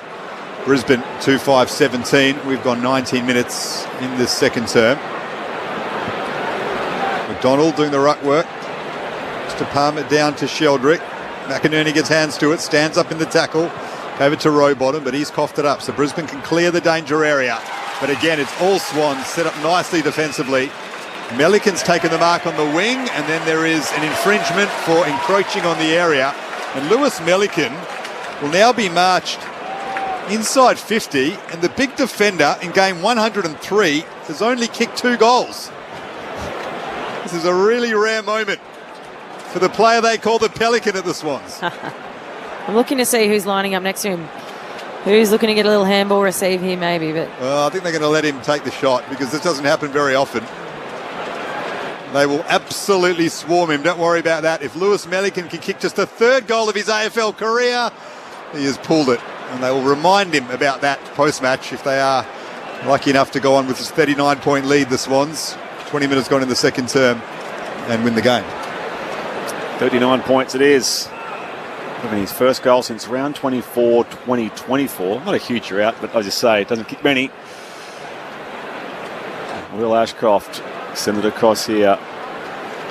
Answorth beyond defensive 50. Kadeen Coleman goes on the outer side. One back with the Swans on McDonald. And now hand pass McInerney to Rowbottom. Down the line again. Patley slides it and marks in front of Coleman, 55 out. So Patley goes back, sees the options. Goes to Heaney. Puts himself in the position to dive and take the mark. Sprawling to his right, and his set shot will come 30 out in the 45-degree angle. It's a pretty good luxury to have when you've been a bit quiet, so you just put him to full forward to make sure he gets on the end of a couple when you're such a good player like Isaac Heaney, who's so dangerous deep. yeah, only the 1 touch this quarter. Heaney come around on the angle here, kicked the goal in the first term, and again curls it around the post. This time from a set shot. It's a game-high 45-point lead for the Sydney Swans, 10-2-62. Plays Brisbane 2-5-17. 22 gone in the second quarter here. Saturday footy on ABC Sport with your experts, Alicia Eva and Joel Patfull. Well, you think about that Kai Lohmann missed shot on goal, Joel. You mentioned it earlier. If he kicks that this second quarter, it's game on. But he kicks it out on the full, and Sydney kicked the next 2 after that. There's a big lead starting to open up. You just want to see Brisbane probably just settle, get some repeat stoppages here, take some speed out of the game. I think the last 5 minutes they've just allowed Sydney to play that run and carry game again. I think Brisbane can just look for repeat stoppages, take some speed out and go into halftime and reset. It was really nice the way, sitting up here, the Swans created that opportunity for Heaney. They all led towards the ball, created the fat side opportunity, if you like, and Heaney led in that space and took the mark and converted. Brisbane go deep inside 50 here, over the head of Draper. Griffith behind. So 2-6-18, the Lions, trailing by 44 points. 22.5 gone in the second term. Swans 10-2-62. Amarty with 3, Heaney now with 2. As Callum Mills goes down the corridor to a one-on-one. Blakey with the lead. McCarthy stayed down. Kick inside 50 though, just failed to look at his options. And gave it straight back to Callum Mills. Here they go off halfback again through Riley Bice. Sends it Members' side. And the 2-on-1, Rowbottom just drops the mark but slaps it forward here. Opportunity now as McDonald is in the contest with Fletcher. They'll argue last touch to be deliberate. In fact, Brisbane. So a Swans ball in front of the old Members stand. McDonald puts it back inside forward 50. Heaney up in front. Won't hang on to it this time. Free kick. Free kick, had the arms chopped, so an opportunity here for Isaac.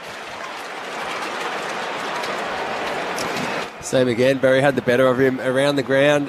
One out, doesn't feel as comfortable down there, but he's gone with him the whole way, which obviously is a full ground tag, and well done to the Swans for identifying that. So he stands on the paint of the boundary line, Isaac Heaney, to kick 2 goals in a hurry. Goal number 3 overall tonight. And again, curls it around. Oh, no. Missed near side. The crowd thought it was through. So did I. So did I. Looked that way, didn't it, from this angle? Parallax error is a thing. 10-3, 63, 2-6, 18. The scoreline, Swans by 45. Rayner to Will Ashcroft. Lions try to move it off half-back, but they've coughed it up again. Here's Warner. The kick just inside 50 for Logan McDonald in plenty of space. And he says, I'll go back and have a shot from outside 50. Slide angle to the left. Looking for Sydney's 11th of this first half. So Brisbane try to play Sydney's game then, the quick rebound footy from half-back handball chains. But the difference is Sydney are hitting those handballs, Brisbane are not. So that was just a fundamental skill error there that caused that turnover. Big Logan McDonald missed all of last season through injury. Kicked 1 goal last week in the win over Carlton. He'll strike this from outside 50. It's a nice roost, but he pulls it to the left. So to put this into a bit of context of how well Sydney have gone in the last 4 quarters of footy they played, they've kicked 28 goals now in their last 4 quarters. When they smashed West Coast here in 2023 with a record 171 points, they kicked 31. That shows how exhilarating their last 4 quarters of AFL footy have been. The Lions bring it from defence. Bias up in front. Great grab on the member's wing. Tell you what, he is having some game. Short ball to Brodie Grundy, 55 from goal. The Swans locked in their forward half again. The big man Grundy goes for a trot, sends it deep to the teeth of goal now. One down here in front of Roses, and now paddled through for a rush behind by Jasper Fletcher. The Swans are out by 47 points now, 10-5, 65, plays 2-6, 18 as we approach these last few minutes before half-time at the SCG. Here's Zach Ostelski in the right back pocket. In just his second game. Kicks it up to Lohman. Big leap, Kyle Lohman. Over the top of Blakey. Couldn't take the mark. And Swans will go inside 50 again through Sheldrick. Looking for Amadi. Just evaded him. But I think it bounced on the chalk. It won't be out of bounds on the full. So we'll have a throw in.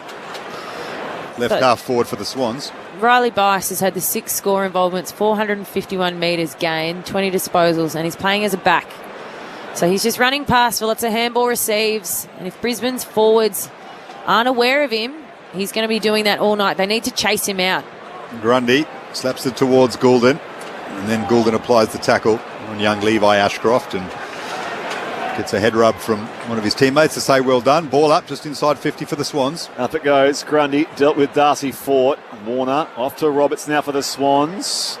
Cameron lurking at the half-back area here for the Lions, and now swings it back on the angle beyond defensive 50. It bounces toward the boundary line and over. So last disposal, Brisbane. Sydney ball here at left half forward and Tom McCartan. Margin of game high 47. It's Tom McCartan, who was used up forward early stages last year. The experiment didn't last too long in Dean Cox's early time in charge, and now this is offhand and over for a throw-in.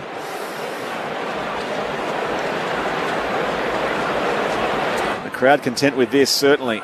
By the way, at the MCG, second term underway there, Adelaide 2-3-15 leads Collingwood 1-2-8. You'll find that call on ABC Listen. Just look for the main ABC AFL button. While we keep an eye on things here at the SCG. Down it comes. Jordan spins out a one tackle. That ball was smothered by Jared Berry. Bounced out into the pocket though. McDonald back off to Roses. Tracks it back to Patley, who marks just inside 50. The ball was swatted away there by the man standing the mark in Ainsworth, but won't be anything more doing there. Patley has it. This will test his range, you would think. He's certainly looking for another option. 198th AFL game, Tom Patley. Milestone coming up. Goes short to the pocket, wants to find McDonald. Puts it there for him. Heaney up in front. Wins it away at ground level and now swings it back for Goulden, but McCarthy marks over him. And the Lions can start again from half back. He's done well, Lincoln McCarthy, in his first game in almost 2 years. Possession number 9 coming up for him. It's been a treacherous battle for him over the last 2 years as they move it out to Darcy Wilmot at right half back, the Lions. 28 and a half minutes gone in the second term. Brisbane would love another one before half time just to give them some sort of confidence boost before the main break. Here's Levi Ashcroft. They trail by 47 points as it stands. Nice leap by Oscar Allen, palmed it down to Dunkley, just outside attacking 50 for Brisbane. Will Ashcroft tries to get hands to it. Time ticking down. Tunstall looks to move it to Fort. Well sharked by Sheldrick. Tapped it to himself a couple of times. And the Swans could perhaps kick one now before the main break. Out to Logan McDonald, wants to get it going quickly. Has Papley running just outside 50, marks. 52 out, not sure he's got the journey. Siren's about to go, hits the target though. It's Malcolm Roses. And he'll have the shot from 45 out, slightly worse than a 45-degree angle to the right, to stretch this margin out to 53 points at half-time for Sydney.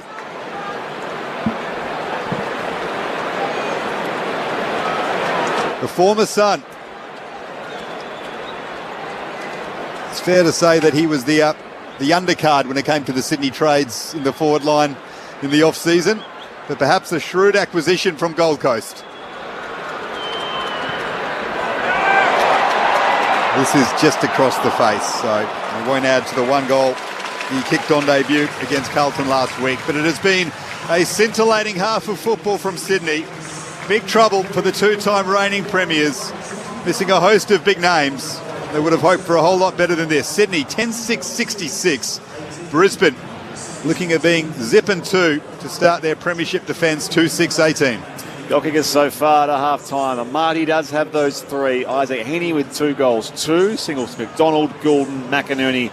Roses did have the goal in that first term, and Nick Blakey with the first goal of the game. And for the Brisbane Lions, singles, of course, to Charlie Cameron and Bruce Reveal. Goals in either quarter so far here at the SCG, whereas Daniel Garb mentioned it's 10-6-66 the Sydney Swans. Brisbane 2-6-18. Margin a game high 48 here. And your experts with us Saturday footy on ABC Sport, Alicia Eva and Joel Patfull. Well, Brisbane looked like they got their game going for the first half of that quarter. It started with defensive pressure. Cam Rayner chases out, gets a holding the ball free kick, results in a goal, Brisbane. The next thing we see, Big Sam Draper putting his body on the line, as we would expect the big guy to do. He hits Nick Blakey fairly, and it seems like Brisbane have got a bit of spark. They've got their agitators around the ball. But then they miss opportunities going forward. So Kai Lohmann has a set shot, kicks it out on the full. You can't afford to give...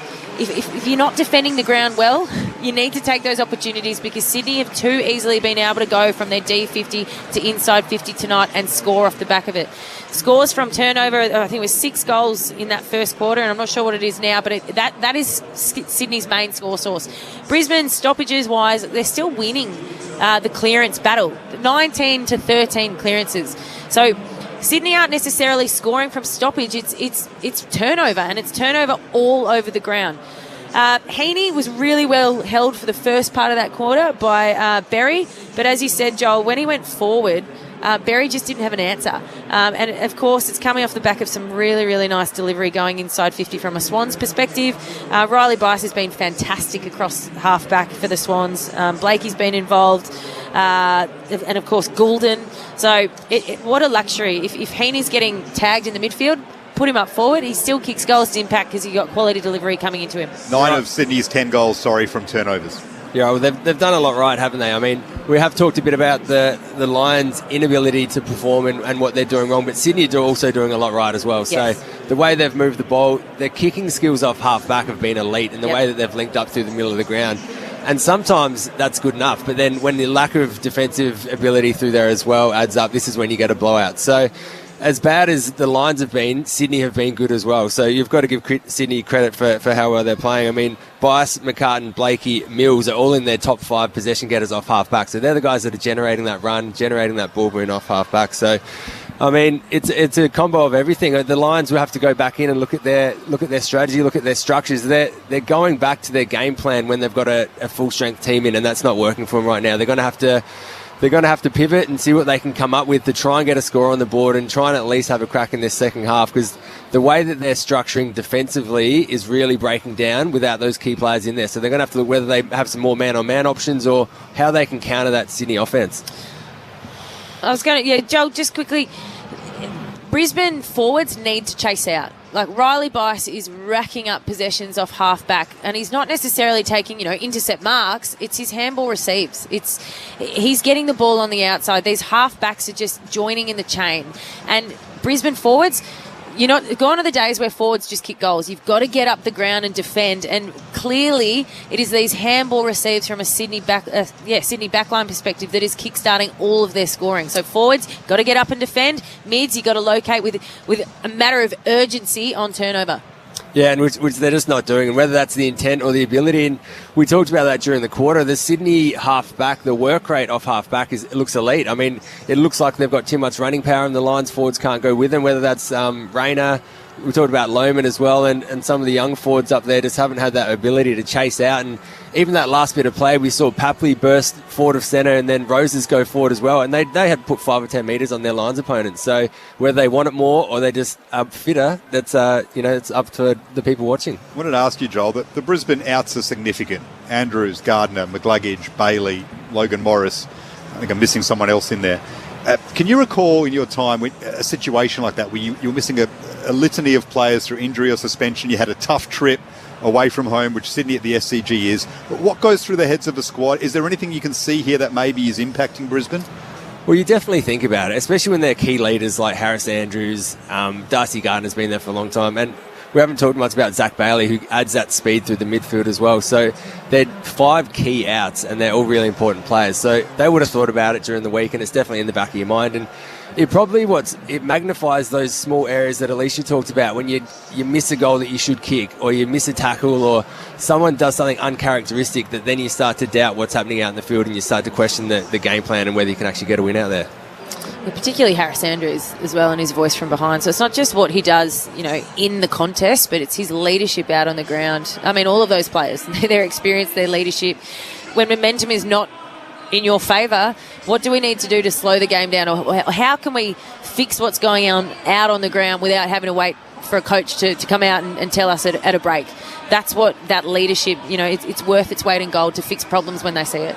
Dual All-Australian Alicia Eva with us on ABC Sport alongside two-time Brisbane Lions best and fairest Joel Patfull. The Swans by 48 points at the major break, 10-6-66 to 2-6-18. Just by the way, at the MCG, live score there midway through the second term, Adelaide 3-3-21 leads Collingwood 2-6-18. Speaking of wasteful, earlier Geelong beat Freo by 10 points. They came from 35 points down. Justin Longmuir has spoken at his press conference a short time ago, and he's not happy that they've been forced to play an opening round team for the 3rd straight year in round 1. He's suggesting that if you've been around football long enough, you'll understand it's an advantage, that they should all start the season the same way. There should be no competitive advantage for any team playing a game before they play another team. It just makes so much sense to people in the industry, and we've got it so wrong, is the quote from Justin Longmuir. Never mind the fact they were 6 goals up in the second term. He's renowned for not having sour grapes, Justin Longmuir. Whenever Freo's been on the end of a rough umpiring decision, it's been pointed out many times that he chooses to not have a crack. So for him to come out and say that, round 1 of the season, is unique. And I think he's actually saying what a lot of people in footy are thinking. I applaud him for coming out and having the courage to do it. You get the sense there will be some reform on opening round for next year. And we already saw the Melbourne game last week, Collingwood St Kilda, so it sort of takes some of the, not the shine, but, it just provides, more footy again. We're sort of creeping in more games on that opening weekend, which you say, well, what's the point? Why not just have every team play, call it round 1? Doesn't matter when you start it. You can still showcase the northern states, which we love here, but I fancy there'll be some big reform for opening round next year, because he's not the only one who's sort of made similar comments like that. Anyway, Swans by 48 points here. Earlier I mentioned the Dogs beat the Giants by 81 points at Docklands. Say less of that, Alicia Eva. Marcus Bontempelli, 33 disposals and 3 goals won. I'll take you across everything else happening in the world of sport very shortly, but right now it's time for us to head to the ABC newsroom.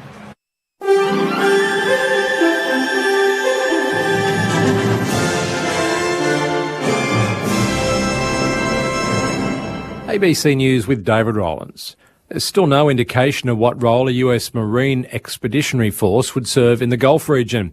Larry Buttrose has more. Unnamed US officials say thousands of troops are being sent to the region from Japan. They say the Pentagon is also sending the amphibious assault ship USS Tripoli to join the substantial US armada already off the coast of Iran. The move comes as the US-Israeli war on Iran enters its third week. In another development, US President Donald Trump says US strikes have obliterated all defences on strategic Hague Island in the Persian Gulf, which is the conduit for about 90% of Iran's oil exports. He says its oil facilities were not hit, with Iran threatening dire reprisals for regional oil facilities if they are. Meantime, video verified by the Reuters news agency shows a fire burning at...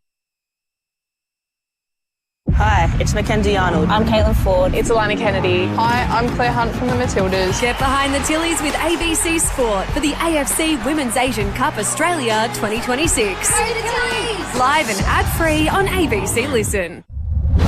This is the 2026 AFL Premiership season with ABC Sport. Grundy down to Goulden, tries to run through the Dunkley tackle. Fort eventually grabs hold of him, got free of it though Goulden to McInerney. Warner tries to tap it in front of himself. Lions need to clear the danger. Coleman though gives it straight to Sheldrick, throws it on the boot. Bouncing ball inside 50 for Sydney. McDonald back to McInerney, who slops it. Is intense and they win it off half-back. Blakey had to be quick and he did not dispose of that correctly. Well done, Rayner. This is better from Brisbane. They're starting to lift in their chase and Rayner's won the free kick. Ball, Rayner goes inside 50 and finds Reveal, who is unmarked. They did with Newcastle a couple of years ago. He slots this and the Lions show a pulse in this second quarter. Quick hands, here's Bice again. Gets onto his left. Long ball deep inside 50. Amani will mark. It was actually an outnumber. It was a 3-on-2 deep inside 50. I don't know how that happened. For his third, midway through the second term. No problems from there. Hand pass, McInerney to Rowbottom. Down the line again. Hatley slides in and marks on a Coleman 55 out. But Hatley goes back, sees the options. Goes to Heaney. Puts himself in the position to dive and take the mark. Sprawling to his right. The goal in the first term. And again, curls it around the post. This time from a set shot. It's a game-high 45-point lead to the Sydney Swans. The AFL on ABC Sport. On radio. ABC Sport Digital Radio. And ABC Listen.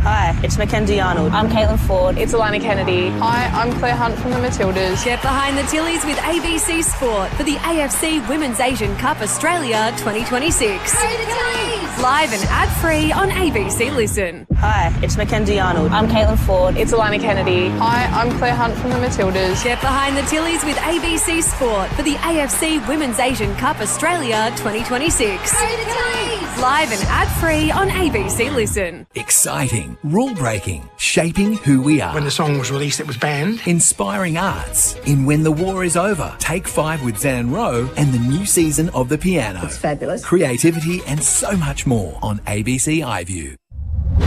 This is the 2026 AFL Premiership season with ABC Sport. Grundy down to Goulden, tries to run through the Dunkley tackle. Fort eventually grabs hold of him, got free of it though Goulden to McInerney. Warner tries to tap it in front of himself. Lions need to clear the danger. Coleman though gives it straight to Sheldrick, throws it on the boot. Bouncing ball inside 50 for Sydney. McDonald back to McInerney, who slops it. Is intense and they win it off half-back. Blakey had to be quick and he did not dispose of that correctly. Well done, Rayner. This is better from Brisbane. They're starting to lift in their chase and Rayner's won the free kick. Ball, Rayner goes inside 50 and finds Reveal, who is unmarked.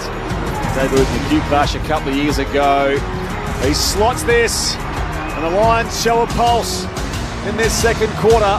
Quick hands, here's Bice again, gets onto his left, long ball deep inside 50, a Marty will mark.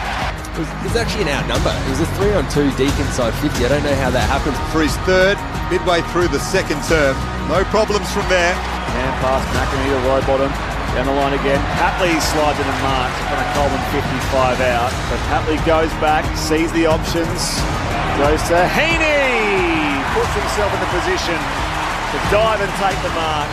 Sprawling to his right, kicked the goal in the first term, and again curls it around the post. This time from a set shot. It's a game-high 45-point lead to the Sydney Swans. The AFL on ABC Sport. On radio. ABC Sport Digital Radio. And ABC Listen. It is indeed now 48 points at half-time here at the Sydney Cricket Ground. This is Saturday Footy on ABC Sport. You're with Brett Sprague alongside Dan Garb, Declan Byrne on the boundary. Your experts are Joel Patfull and Alicia Eva. I mentioned earlier, Bulldogs beat the Giants by 81 points thanks to 3 goals and 33 disposals for their captain Marcus Bontempelli. At Kardinia Park in Geelong, the Cats beat Freo by 10 points. Shannon Neal and Jeremy Cameron combined for 8 goals between them. 5 goals, 1 for Neal, 3-4 for Cameron to go with 23 disposals and 10 marks. There was also 3 goals for Sean Manor, while for Freo, Caleb Sarong led the way with 30 disposals and a goal. Max Holmes had 32 to lead the ball winners there for Geelong at the MCG. A live score, Adelaide leads by just 4 points as we approach halftime there. 4-4-28 plays 3-6-24. Just before I come back to the footy, in the NRL, there has been 3 games today. I was at Leichhardt, lucky me, where they beat the Cowboys, the West Tigers, 44-16 earlier in their season opener. In Wollongong, Melbourne beat St George Illawarra 46-20, and it's half-time at Carrington Park in Bathurst, where the Penrith Panthers 18 leads Cronulla Sutherland 0. Across in Super Netball, it's the fourth quarter. Adelaide Thunderbirds 71 lead the New South Wales Swifts 52. In Super Rugby, the Reds and the Waratahs. It's a nice state rivalry, Queensland and New South Wales. It's halftime there, 7 points all. And in the NBL semi-final series, 3-game series, best of 3 series, the Perth Wildcats 32 lead the Sydney Kings 27. The Kings lead that 1-0, so if the Wildcats win, they'll level that series. And earlier in the other semi-final game too, the South East Melbourne Phoenix 101 beat the Adelaide 36ers 92, which also levels that series. So I think that's just about all as far as other things happening around the place in sport. Oh, I can't forget the A-League, where we had 3 results today. Wellington beat Perth Glory 2-0 in the A-League men. Central Coast Mariners 1-all Adelaide United, and 1 Auckland FC 2 beat Newcastle Jets 1. That was a top-of-the-table clash, so a big win for Auckland. Hannah Green leading the Women's Australian Open Golf by a shot, which is important because Australia hasn't had a winner of the Women's Australian Open since 2014. So it's a bit of a drought in Aussie sport that an Aussie woman can't get over the line and win our own tournament, despite having so many big-name players like Minjee Lee, Hannah Green and so on. But Hannah Green in a great position to end that drought, so hopefully she can do so tomorrow. Just on the big story, I think, coming out of the Geelong Fremantle game, so Justin Longmuir coming out and speaking out against the disadvantage of playing a team that played in opening round when you haven't played in that round. His team got run over in the second half and lost. It is 9-2 in favour of opening round teams who have played an opponent coming in cold in round 1 over the last 3 years. So the stats are clearly favouring the team that's had a run in it to start the season. How would you do it, Joel Patfull, Alicia Eva? Do we just say, right, we just have a round 1, and we can certainly use the Northern Showcase, or whether we have marquee games, be it Thursday, Friday, or Wednesday, Thursday, Friday, and prioritise those main events in Sydney and Queensland. But how would you do it going forward? Yeah, I mean, I think you're exactly right. I think you can give the Northern States the key nights and highlight them, but I agree with what Justin Longmire said. I think it's a huge advantage for the teams to play round one and then come into a team that hasn't played yet. You get a lot of systems in place. You see what you're doing right. You see what you're doing wrong. You learn from your round one game, and you come in. There's no harder game in the year than round one as well. So you come in half time, you're fatigued. It's definitely an advantage. So I think everyone plays round one. You can highlight those games, and it's just, we go back to the normal situation. I think they tried what they did. I think it worked the first year when they played the few games up here, but obviously the last couple of years it's kind of lost its way a little bit. By the way, Alicia, I did see some news today around the potential formation of the AFLW fixture, which is no doubt still some weeks away. We don't sort of expect these things too quickly, but possible double headers with men's and women's games. So clubs are being asked to sort of express their interest in whether they would do those and stage those, as well as the AFLW, I think it was announced yesterday, a pre-season draft, which will take place in May. So clubs may find themselves with a spot to fill in the pre-season draft. So a few things to come out of that. Yeah, my club, I think, is one of them. So, I mean, we've got such an extended pre-season in the W that players can come off lists for life reasons and whatnot. So I think it's required. Swans by 48 here. Just quickly, we'll get to Declan Byrne once play is underway here. Second half underway at the SCG. Here is Daniel Garb. Swans by 48 points. Can they keep this goal blitz going from the second half? Against Carlton. Brisbane with plenty of work to do. Down plenty of soldiers. Bruce Reveals worked really hard though. He wins this on the outer side. Got it to Will Ashcroft. Back to Dunkley. Inside 50 it goes. Good contest by Melican. Spoiled it away from Kai Lohman. Brisbane win it back though through Dunkley. Just outside 50. McCarthy is caught though. He took on the tackler. And that is surely holding the ball. Well done to the veteran in Dane Rampey, showing he's still got plenty of toe left in him in what might be his last season. Holding that tackle on McCarthy, and we'll take the free kick from left half back. 274th game for Dane Rampey. Best and fairest winner, an All-Australian to the outer side. Amati spills it. Reveal is there for the Lions. He was pinned by Jake Lloyd. Umpire lets it come free. No, we'll ball it up. Declan Byrne on the boundary. Yeah, Cam Rayner went off late in that second quarter. He got a stitch to his chin. Back out there, though, he had a laugh with Blakey, who I think it might have been accidental contact. Yeah, he is working around the stoppage. Neil gets to it, though. Now Wilmot, hurried kick up in the air. Mills should have marked, but spoiled instead. Fort and Grundy compete through the air. Milliken volleys out of the air as well. Now Dunkley tries off the ground here with a hand pass to Darcy Fort. In some space, just bombs it inside forward 50. Rayner gets back there, plays on, run down from behind by Weeks. Got a hand pass away somehow. Cameron chasing it there. Roberts first for the Swans. They can go off the last line through Tom McCartan. But his kick is a turnover down to Jasper Fletcher at left half forward. Pops it inside 50. Simple mark taken by Levi Ashcroft. And he'll have a set shot potentially here, 45 metres out on a 45-degree angle. It's an interesting decision by Cam Rayner to play on it. He took a brilliant mark going not so much back with the flight, but he arced around and took a mark and played on straight away, put himself under the pump. He also debuted in this game last year, round one at the SCG. They were due to play, weren't they? The Lions and the Cyclone had the game called off. He balks around Melican, opens up some space here, but only fires to a goal to the left, minor score to the left-hand side, wrong side of the goals. So 47 points to Swans lead. 10-6 plays 2-7 inside the opening 2.5 minutes of this third term at the SCG. Nick Blakey just steps out of his defensive goal square, hits it up to the wing. Good contest made there by Darcy Wilmot. Got above Justin McInerney. Punches it out for a boundary throw in outer side. Really nice crowd here at the SCG. On a balmy Saturday night in Sydney. And the Swans faithful enjoying the 47-point lead of their team as they look to start the season 2-0. Bouncing ball just outside, attacking 50 for Brisbane. Rampey throws it on the boot. And that might be out of bounds on the full. No, it'll just land inside the boundary line, and Dunkley helps it over for a throw-in. Down to Declan Byrne on the boundary.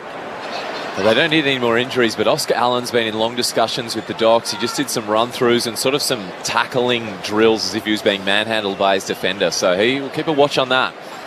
First of, 5 years, 6 years at the Brisbane Lions, Oscar Allen. Reveal, socked it through traffic. Rayner had the arm pinned by Robot. I'm just got to kick away. Lloyd out to it now for the Swans, brought down by Dunkley. And the umpire will ball up on the outer side of the ground. Hasn't had a good start to life as a Brisbane Lion. Only 2 games in, but Hasn't started the way that he would have liked, former West Coast captain. Turns 27 next week. Contract till 2031 with his new club. And now it's a free kick going Sydney's way. They're playing quickly here with McInerney. Kick goes on the bounce to Zorko of the Lions. Now Fletcher bursting by. Down the corridor he goes to the 2-on-1. Melican with the spoil. Cameron chases it with Wicks into the goalpost for a minor score. Brisbane peppering away, but no goals as yet for either side in this second half as the Swans come beyond defensive 50 and it's marked by Mills. Possession number 18 for Tom McCartan. We might need to check out his record books. He'd be getting close to it for a fullback. Sydney move it up towards the wing. We'll have another boundary throw in a pretty scrappy start to the second half. But Brisbane would be happy with the start. They're winning the clearance. They're gaining territory, and they've stopped Sydney from being able to move the ball quickly from kicking. Yeah, turning it into a bit more of an arm wrestle early in this third term, the Lions. They still trail by 46 points, though. As they put their head over the football here on the wing, Grundy and Rowbottom with the tackle on Noah Answorth. And it's becoming a bit of a stoppage game, which is hard to do with the rule changes this season, but we will have a ball up on the wing next to the logo. Grundy and Fort wrestle. Lachie Neale, the two-time Brownlow medalist, gets it back to Rayner. Brisbane go inside 50 again. Palmed away from the contest by Wicks. Well done, Blakey, to find some space and then dart one out to Jake Lloyd on the wing. Draws the man. He's got Papley bursting by. He sends it wide to Amadi. He's at left, half forward, 45 out. Comes back on the inside of Answorth. Now Papley by himself will snap from 30. Comes up short, but it's marked by Heaney. No, it's... Can they get it away here, the Brisbane defenders? It is out with Answorth over the boundary line for a throw-in. So a stoppage deep inside 50 for the home side at the Randwick end. The Swans lead by 46 points. 10-6 plays 2-8. They'll set up here and attempt look for the first goal of this third quarter. One Nick Blakey kick and it just opened all up again. Over the head of the two ruckmen, the boundary throw-in goes. Rowbottom gets first hands to it, then fell to the ground. Heaney's there. He's shoved off it. Dunkley clears the area, but all on his own. Last line of defence is Dane Rampy at centre half back. Goes wide to Melican. And to the 50-gamer in Roberts on the wing. He can go inside in his left boot and kick this just inside 50. Does so. Curno's wrestling with Lester. Lester doing a good job on Curno, but he's given away a free kick there. Just lost track of the football, had his back turned towards it, and gave away a free kick for holding the man in the contest. So Charlie Curno, searching for his first goal of the night, will kick from just inside 50, slightly worse than a 45-degree angle to the right. The superstar recruit, 3 on debut against his old side. No Harris Andrews, no Darcy Gardner, but Ryan Lester doing a good job on him so far. Just the 6 disposals. Charlie Curno's kick is fading to the right, so still searching for his first goal of the evening. His team, though, leads by 47 points. The Swans 10-7-67, Brisbane 2-8-20. 7 gone in the third quarter. Seen a game of real heights, especially at the start of this second half, as it goes out of bounds for a throw-in on the outer side. So the Swans, of course, kicked 7 goals to 1 in that first term. It's been really theirs ever since. Down to Declan Byrne on the boundary. Confirming Brisbane Lions player Oscar Allen. Bit of a hip issue. They're going to test him out, though. He'll head back out soon. Good news for the former Eagle. Swans by 47. Umpire tosses it back in. Fought in the contest with Grundy. It was left behind by Will Ashcroft. But Brisbane work it off half back through Noah Answorth. And McCartan marks him with a high ball here at left half back for Sydney. Having a good game, Tom McCartan. Patrolling things down back. Sends this up to left half forward. Amadi's there. He's taken the mark. He's kicked 3 goals already. This one he just guides in the Curnow direction. Well done, Lester. Well, he's putting in an excellent performance, Ryan Lester. Charlie Curnow is much taller than him, but he's just such a competitor, the Brisbane veteran. Took a good defensive mark there as they work it up to Charlie Cameron on the wing, but Sam Wicks watching him every step of the way. Wraps up Charlie Cameron, and we'll have a ball up just inside the boundary line. Swans lead by 47. 8.5 gone, Saturday footy, ABC Sport. Up it goes, Heaney. Missed it, now Grundy hacks it out of the air here. Beg your pardon. Fort hacks it out of the air for the Lions. There was no Grundy nearby. It's marked by Blakey on the members' side wing of the SCG. Swans hang on to a 47-point lead. And that raking left peg. Heaney launches again. 45 from goal.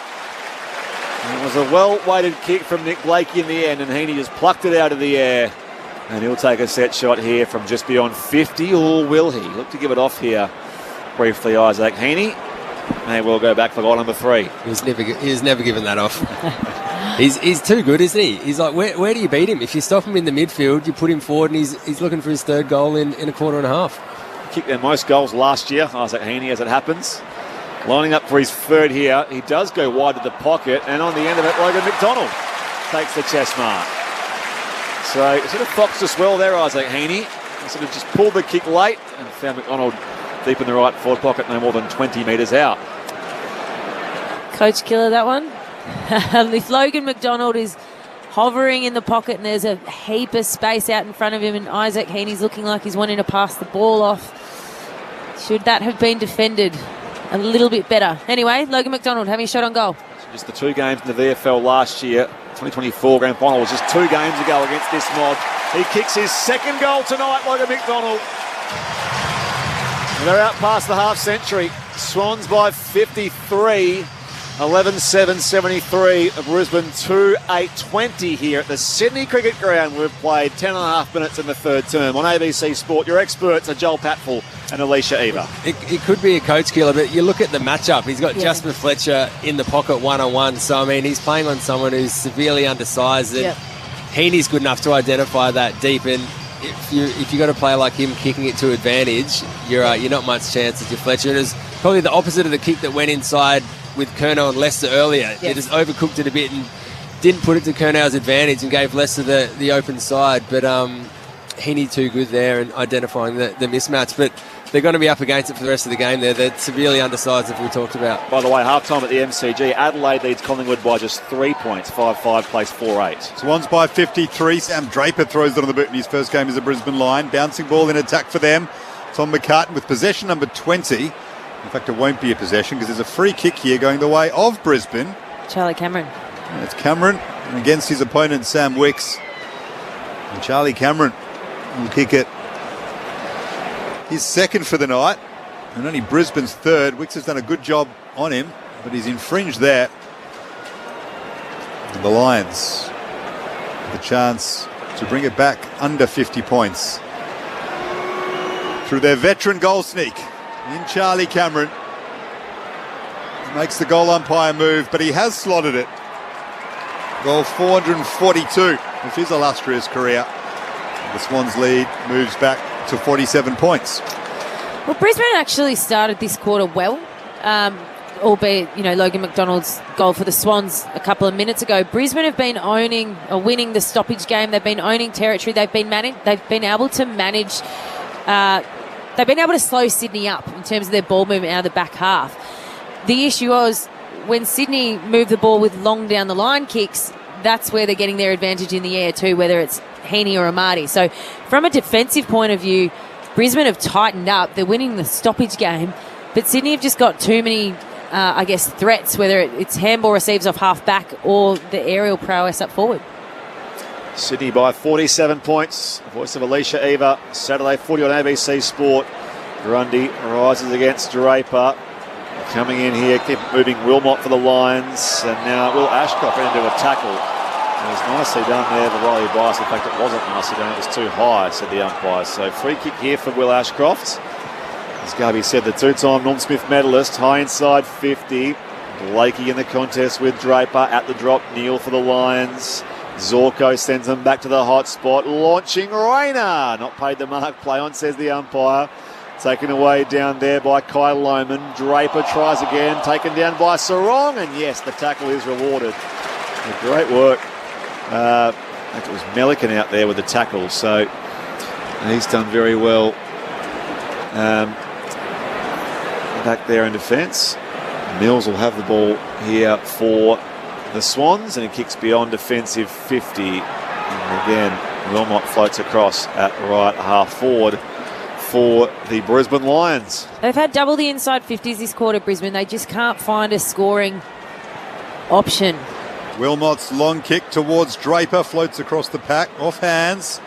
Rayner was there, couldn't take it on the move. Roberts caught high. He wins the free kick in defence. So Lohmann infringing there. It's a bit sloppy from Brisbane. They had the ball trapped inside their attacking 50. Yeah, and I know Charlie Cameron kicked a goal earlier, but that was from a free kick infringement. So what I mean by they're not able to find a scoring option, they can't find a mark inside 50 at the moment, or they're not executing their mark. So Cam Rayner's getting close, but it's either getting spoiled or it's falling out the last second. Here's Goulden. Sydney chipping it across defensive 50, which included Tom McCartan's 20th possession. His record is 22, so a chance for his highest haul of his career. Tom McCartan tonight. It will surely come with plenty of time left. That's a nice mark by Amati. 3 goals to his name this evening. Swans by 47. Moves it to half forward. 14 and a half gone in the third term, but Brisbane can rebound off half back. This is better from them. Lachie Neale to Bruce Reveal. Over the back to Ty Gallup. Well done, McCartan, but Gallup kept his feet. Handball back to Oscar Allen for his first goal of the night. Oscar Allen snaps true. And his second goal as a Brisbane Lions player. He's been really quiet, the former Eagle. But that will boost his confidence no end. The margin is still 41 points. But Brisbane have arguably been the better team in this third quarter. I think they have. And just then that passage of play sparked up by Lachie Neale across half back.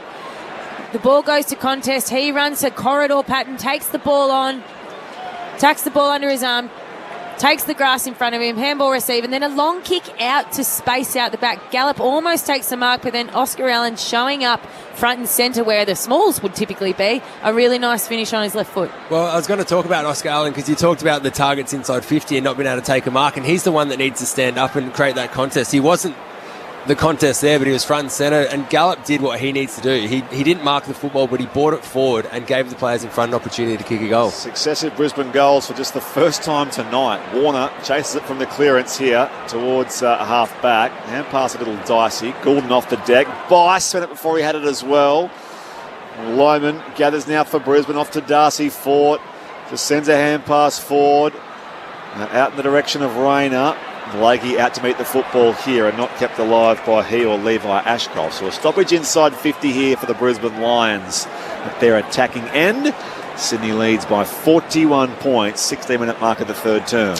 8-1 clearance is Brisbane this quarter. So they're winning the territory game from stoppage.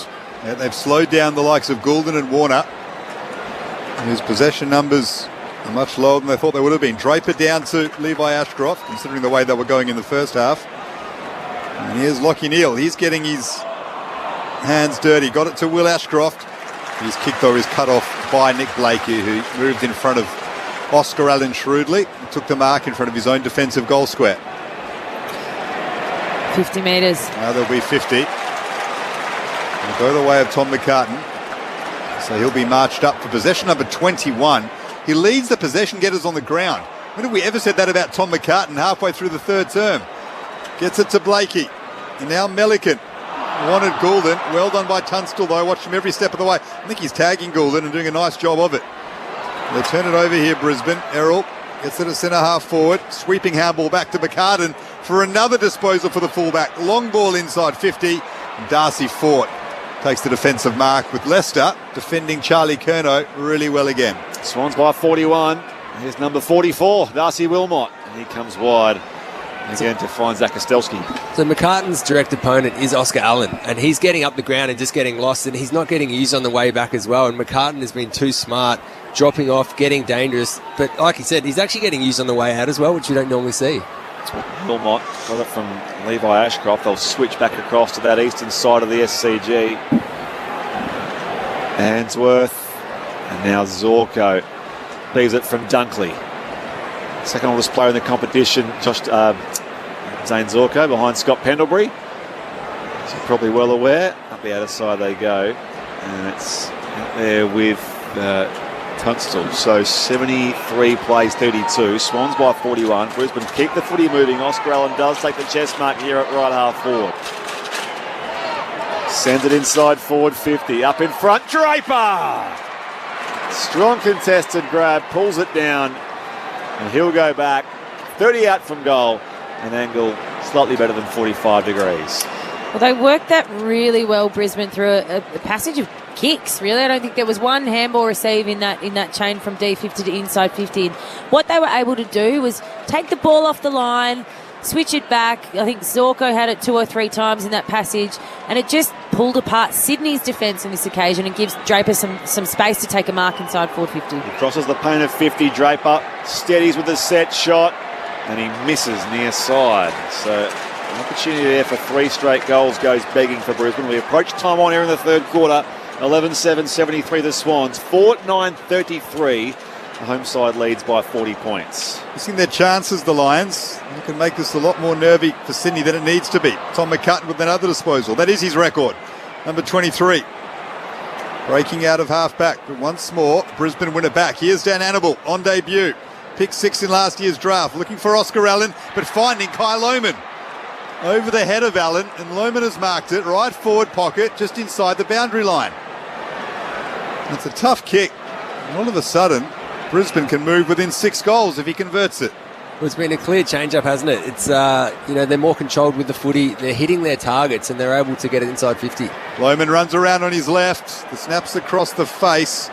Offhand, stays in. Rayner potentially a free kick for a high hit. He threw his head back, played for it perhaps. It'll be a behind. The margin is back to 39 points in favour of Sydney, but the Swans with just 1 goal for the quarter after averaging 7 a quarter over the last 4. They're led by 53 after the first goal of this third term. Goulden short to Sheldrick by foot, hand pass to Bice. Errol's still running here and all by himself on his preferred left foot inside 50. Up in front, Zakostelski. Patley roves it now. Hand pass off to Sarong, who pulls his a little short. The snap around the corner is marked on the last line here by the Lions. So they'll go again through Leicester and popped over the top to Levi Ashcroft.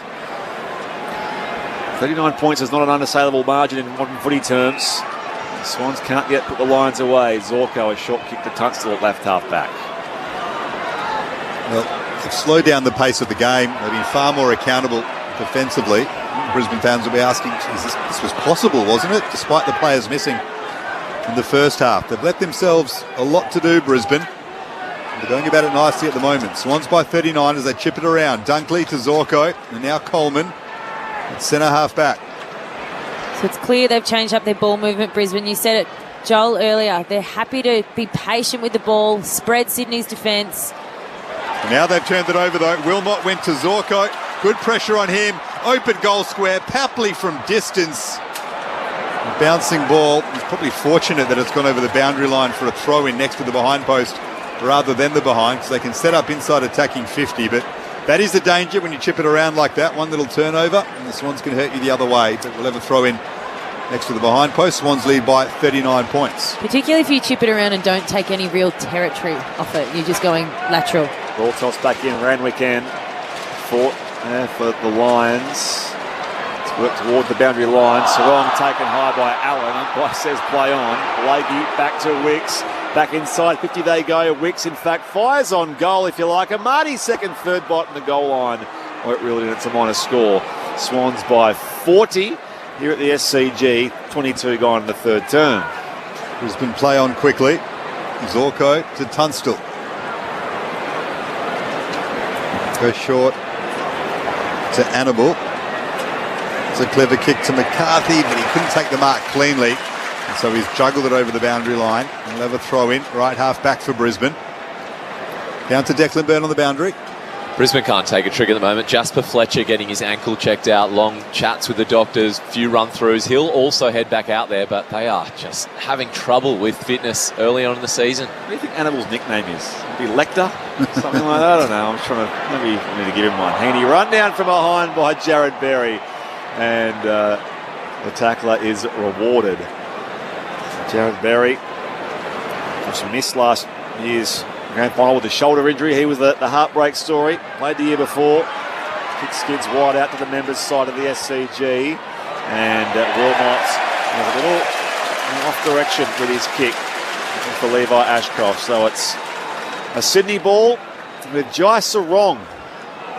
Just his second game at his new club. Only played 4 games for Hawthorn, the brother of Freo superstar Caleb.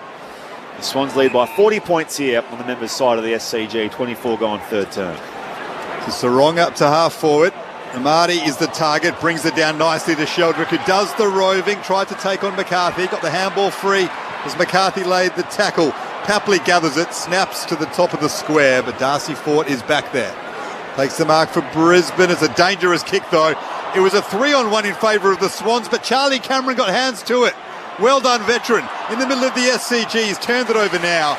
It was such an important contest to win, and now he's coughed it back up to Sarong behind the centre circles. Turnovers galore here at the SCG tonight. McCartan on the outer wing goes towards half forward. All by himself in space is Roberts. And he's 55 from goal at the Randwick end. Swans with that 40-point lead. Matt Roberts, the 50-gamer, drives it towards the teeth of goal. McDonald through his hands. Heaney provides some pressure down there on the Brisbane defence, and it goes through for a minor score. Sydney back out to 41, 25 gone third quarter. They've turned it into a boring game, the Lions, but it's definitely slowing the scoring down the way they're chipping the ball around. And what the Swans need to do now, they need to press forward and take that spare away. Like you said, if they're kicking laterally, it gets dangerous. They've got to keep moving the ball forward, and that's when there's a turnover up for available. Lead by Ashcroft in the left back pocket, up to the wing. Oscar Allen will fly at this. Brought it down to Tunstall. You got the handball to Kitty Coleman, who evades the tackle of Sarong. Excellent second effort, Sarong. On hands and knees, beaten once by Coleman, was able to make the smother. Kept his eyes on the football and knocked it out in front of the Swans members who loved that. Boundary thrown in front of the Swans dugout. Bar tosses it back in.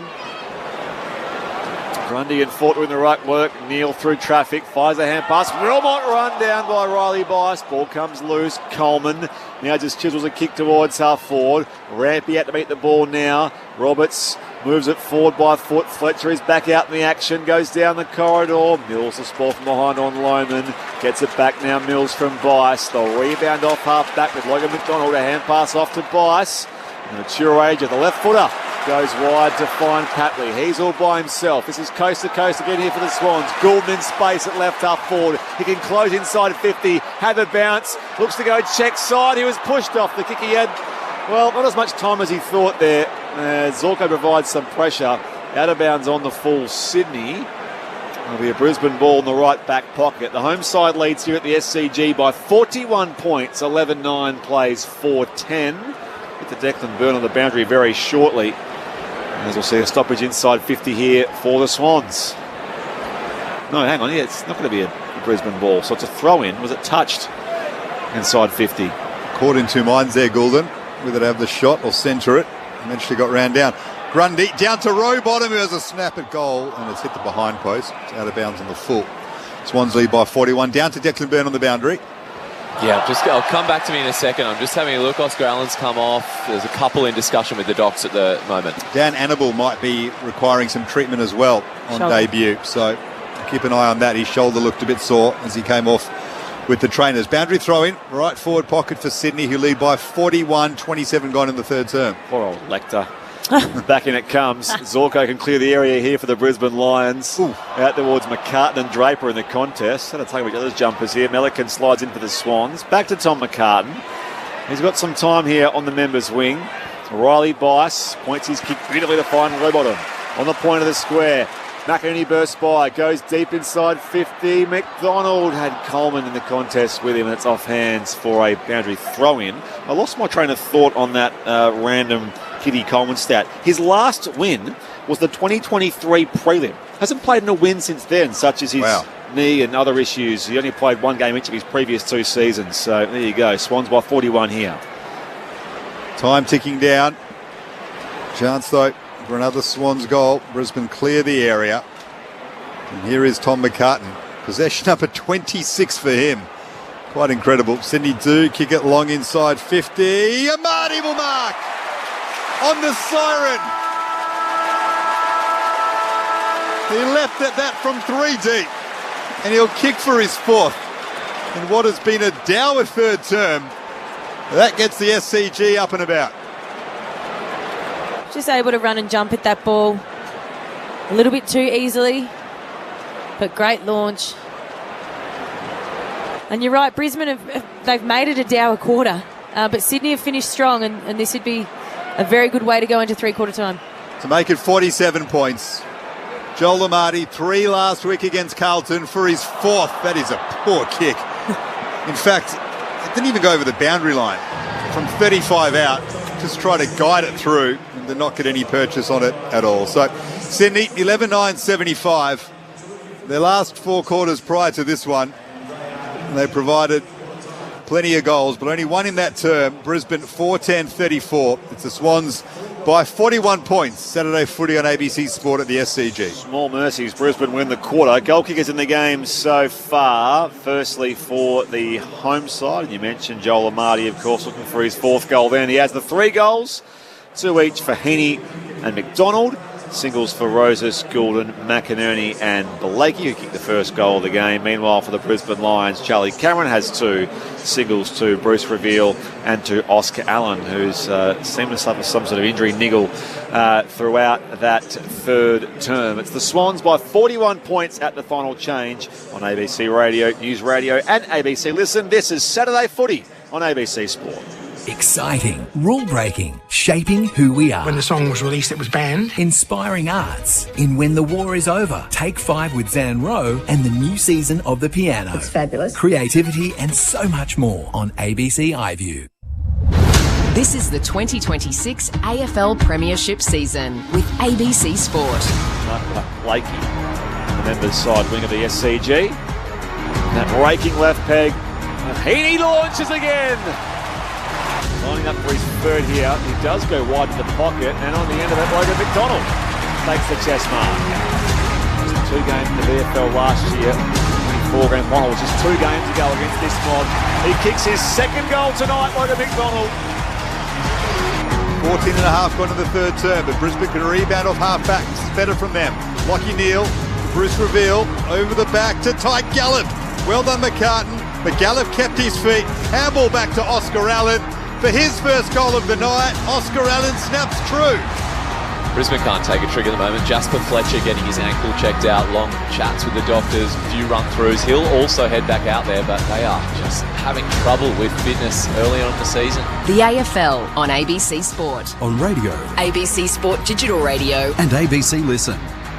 Yeah, 41 points is Sydney's lead here over the Brisbane Lions, 11-9-75 to 4-10-34.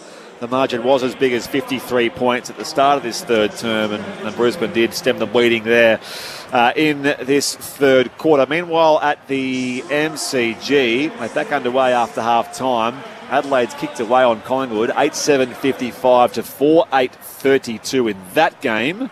And that is in part due to 2 goals each to Isaac Cumming and Riley Philthorpe. And you can hear a full call of that via ABC Listen. Just look for the ABC AFL button. You're with Brett Sprigg alongside Daniel Garb. And we'll just head downstairs to Declan Byrne, firstly on the boundary. Declan, for an update from that 3rd term.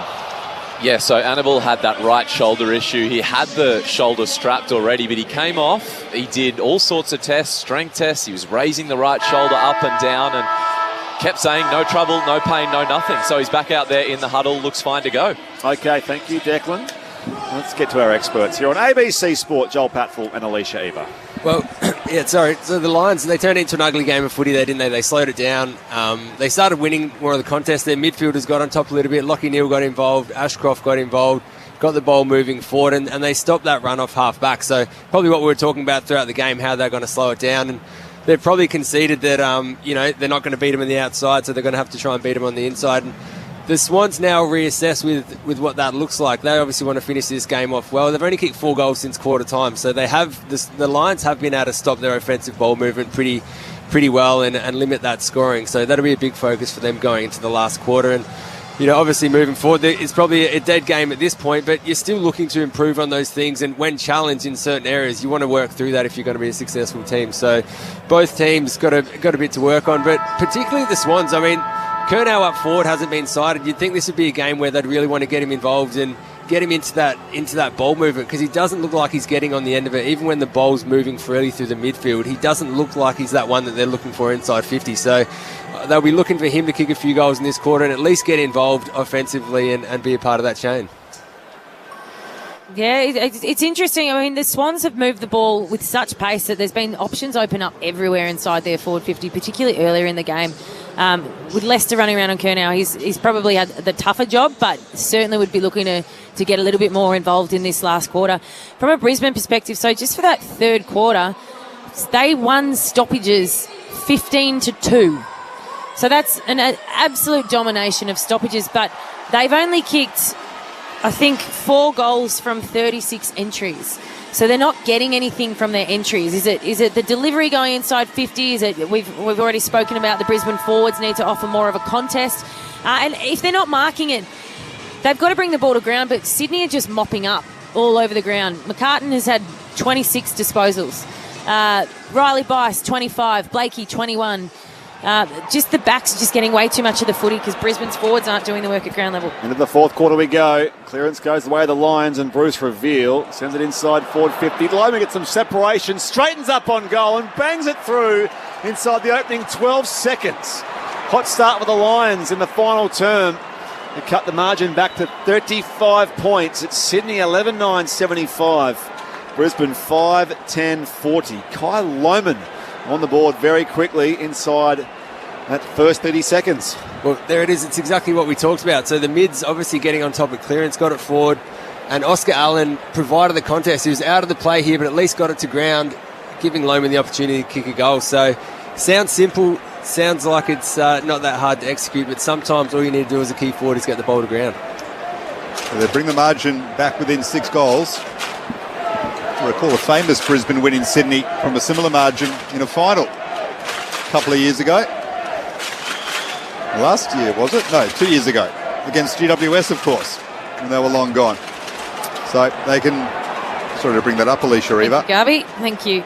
They know how to find a way back into games when all seems lost. And here they go, inside 50 again. Punched away from Cameron by Wicks. That left half forward, Reveal is there, who's been one of Brisbane's best. Ball is stolen away from him by Jake Lloyd. McInerney, who's been quieter tonight after a big game last week, can't take the football, and now Fletcher hits up Oscar Allen, well spoiled by Tom McCartan. It's all Brisbane at the moment. Sydney from deep in defence, try to clear the area. Rampy's kick is scrappy though. Well done, Wilmot, won it back to Answorth. Long ball into attack. Mills cuts across and punches it away from Oscar Allen, then Rampy keeps it in. That was sloppy defending by Brisbane, and Sydney can move away from defensive 50 far easily than they should have, and James Jordan takes the marker left half back. Jordan goes down the members' side. Curnow in the contest with Leicester. Free kick going Curnow's way. Brisbane are going all out attack here, all out attack, so the fact that Brisbane didn't kill that ball over the boundary in their forward 50 would be bitterly disappointing. Bitterly disappointing for Chris Fagan. 150th AFL game last week on his club debut. Charlie Curnow kicked those 3 goals. Goes inside forward 50 as Coleman claims it. And the mark is paid here with Kadeen Coleman in the right back pocket. So 35 points is the Sydney lead. Brisbane have found some spark in this second half. It's marked by Dunkley. I think was born in Sydney during his dad Andrew's career at the Swans. Dower fullback, his father was. Yes. Comes inside, back inside 50 here as Zakostelski goes back to Dunkley. And now Fletcher up the outer side of the SCG. Cameron at half back for Brisbane. The Lions move it towards half forward. Reveal's taken the mark. And shiny boots. Another goal here. Might get a bit of panic inside the SCG. Reveal's kick is scrappy. Boundary throw in though. Inside 50 for the Lions. Have got this back to within 6 goals. Sydney's lead is 35 points. It was out beyond 50 at one stage. Ball thrown in. Grundy, who's been quiet in the ruck. It's picked up by Lincoln McCarthy, and he's missed near side. So they've been inaccurate as well. In fact, he's missed everything, McCarthy. Now 5-10-40. Sydney 11-9-75. And they've turned it over now, Sydney. Here comes another one for Brisbane. The short kick intended for Blakey. Chopped off by Cam Rayner. And he'll have a shot from 25 out, almost directly in front. Hang on. We've got a football game here in Sydney all of a sudden. Well, it sounds silly to say, Garvey, but you're right. A goal here makes things interesting because the Lions have nothing to lose. They're going to go all out. They're going to give everything they can in this last quarter. Well, Rayner needs to convert this. He's done the hard work. He's caused the turnover, and now he's converted. We didn't see this coming as Sydney smashed Brisbane in that first half. We're inside 5 goals. The Swans are 11-9-75. Brisbane have completely changed this football game in the second half. They are 6-10-46, and the lead is back to 29 points. Lockie Neal's come off the ground just for a breather, but you'd want him at this next CB. Centre bounce is critical here. And Brisbane have been all over the Swans, particularly in this second half with stoppage clearance. Well, this is why they're a good football team as well. I mean, they've got a few outs, but there's still a lot of experienced players out there. They've played in the last 3 grand finals and been very good for the last 5 or 6 years. So you would expect them to find a way. Sometimes it's not going to be pretty. It's not going to be amazing footy, but, a team with this experience always finds a way to get back into a game. And Rayner, goals in his first 2 games of a new season. Kicked the 3rd most last year behind Logan Morris and Zach Bailey. On the clearance, Zorko. High ball. Knocked back by Blakey to Rowbottom. They're away here. Hand pass. McInerney to Goulden. Burns one tackler. Handball away here again now for Jordan. Pops it inside 50. And McInerney, who kept running, marks 40 from goal directly in front. The Swans need this steadier. Goulden looks sore after that chase down from Lincoln McCarthy. Well, hang on. He does indeed look very sore. He's clutching his elbow, I think. His right elbow or shoulder. Usually it's to sort of hold up your shoulder if you've got some issues there. He's in a lot of pain. This could be a big story. He was kicking the ground when he was just tackled. McInerney goes long from 45, raises the arms. He knew it was a goal from the moment it left his boot. A second goal for Justin McInerney. And didn't the Swans need that to stem the flow of Brisbane goals? 12-9-81 the Swans. 6-10-46 the Brisbane Lions. 6.5 gone final term. Declan Byrne on the boundary. Errol Goulden walks straight past us, still wincing in pain. He's going to go straight down to the rooms for the Swans. Huge story down here if that is a serious injury to their prime mover. Well, he missed more than half of last season with an ankle injury suffered in the pre-season. We're in round 1. He's fallen to the ground, getting rid of the football. And it looks like his shoulder might have jarred into the SCG turf. In immediate pain, straight down to the rooms. Now, you'd hope it's just a stinger, as they term it. But if that's an AC joint injury, Errol Goulden could be missing a lot of football. This is a big AFL story developing here at the SCG. Swans lead by 35. They haven't got the win registered just yet. That's a big goal by McInerney to settle things, and they're inside 50. Here's Brodie Grundy for 2 in a row, converting it. The big ruckman roving and dribbling it through.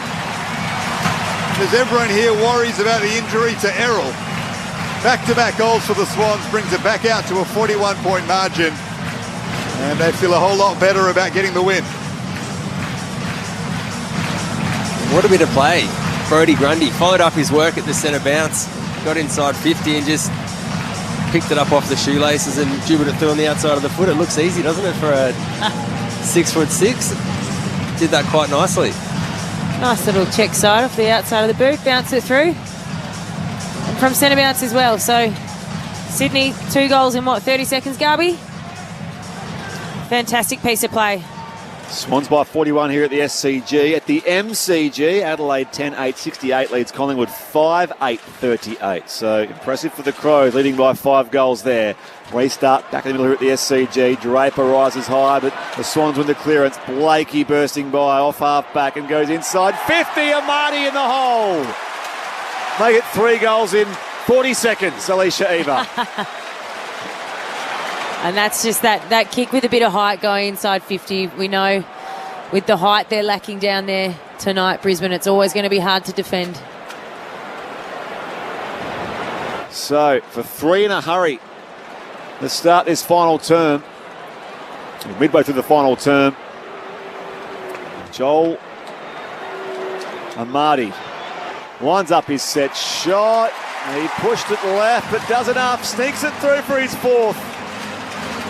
The Swans back out to a 47-point lead, 14-9-93. The Lions to a 6-10-46. So 9.5 gone in this final term. Saturday footy on ABC Sport, your experts, Alicia Eva and Joel Patfull. We talked about the Lions being a good team and getting themselves back in the game, but that's what good teams do as well when they're challenged. They respond and go bang, bang, bang, 3 goals from centre bounce and essentially put the game to bed. And you could feel that there was a bit of tension in the air, and it felt like the Lions had a bit of energy around the ground. If they did kick the next goal, it could have been game on, but the Swans, just dominant as they've been all night, just put it to bed. And from centre bounce clearance, where they have been beaten for most of the night, so they've turned that around and scored very well from them. So Brisbane got it back to within 5 goals. Sydney with 3 quick ones, back out to a 47-point lead. Here we go again. Once more they emerge with it. Grundy down to Sheldrick, deep inside 50. Curnow still not on the board.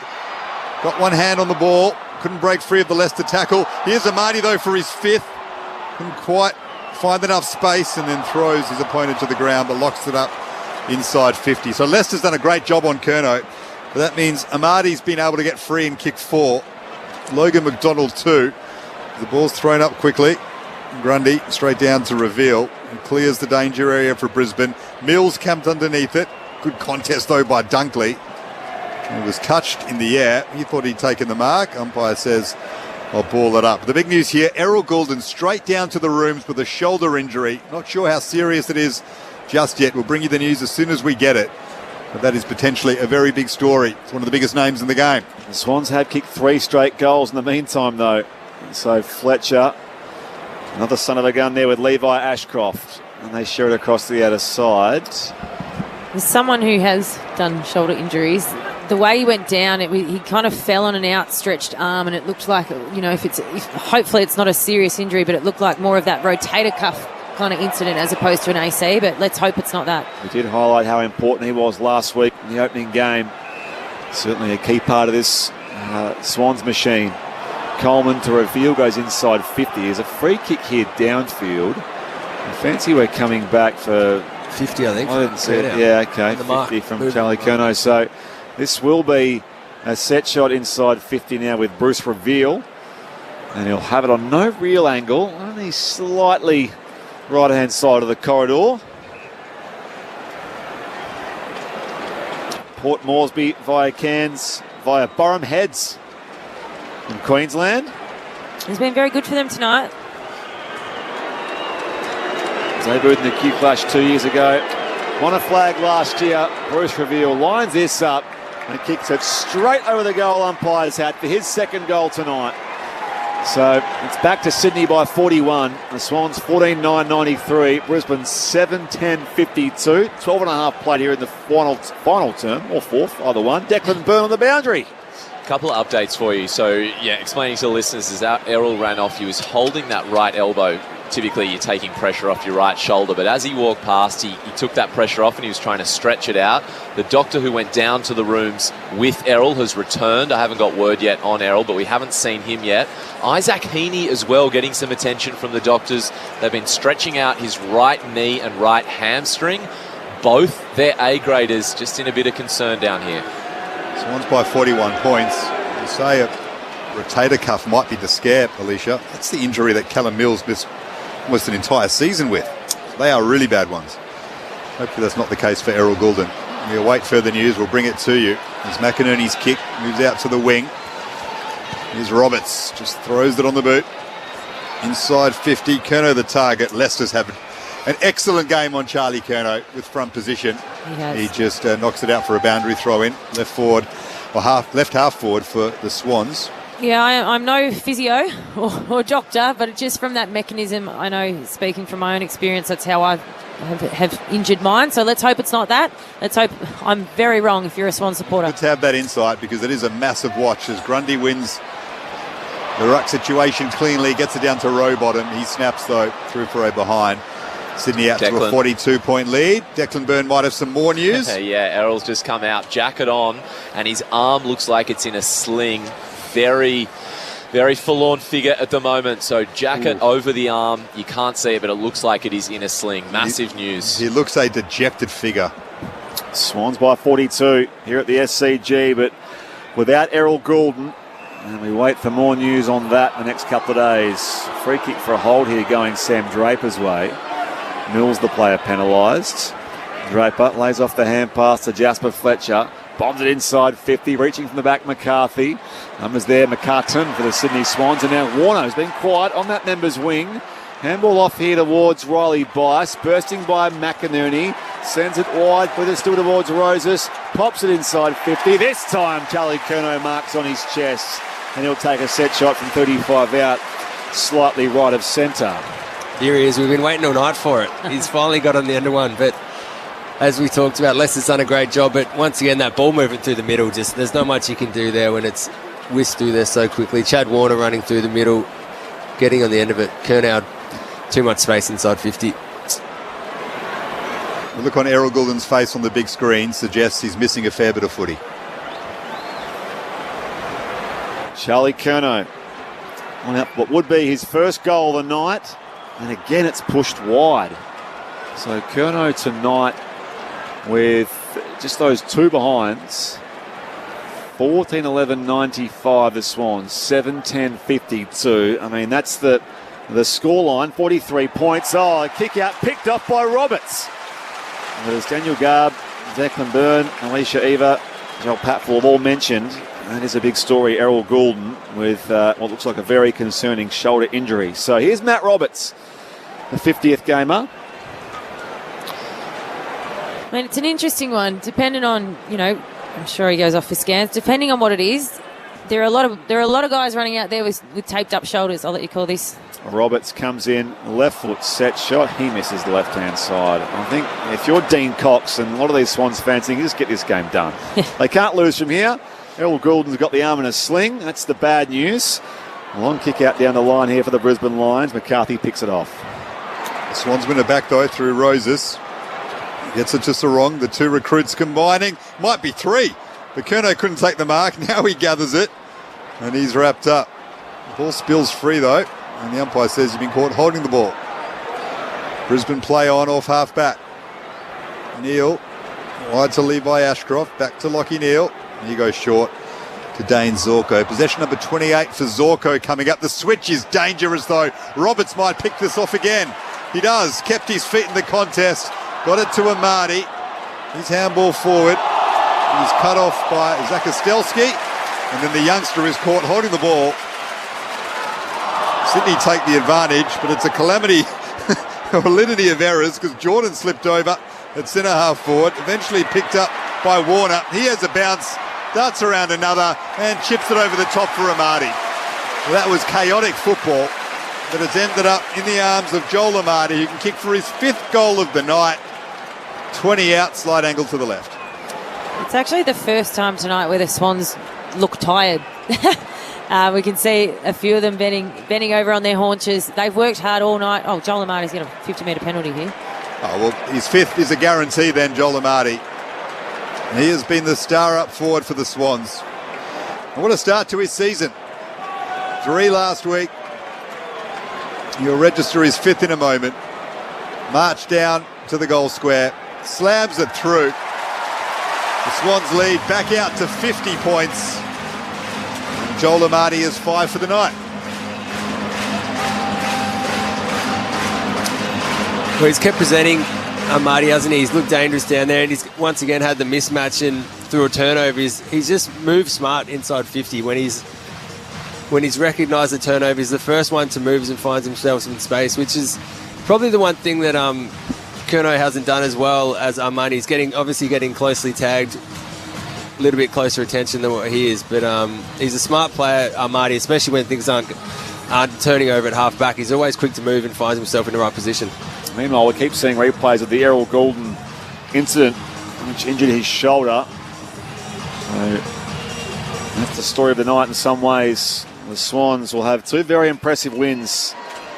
It's an undermanned Lions tonight. Of course, they beat Carlton last week. Lions win the clearance here. Neal taken down by Lloyd.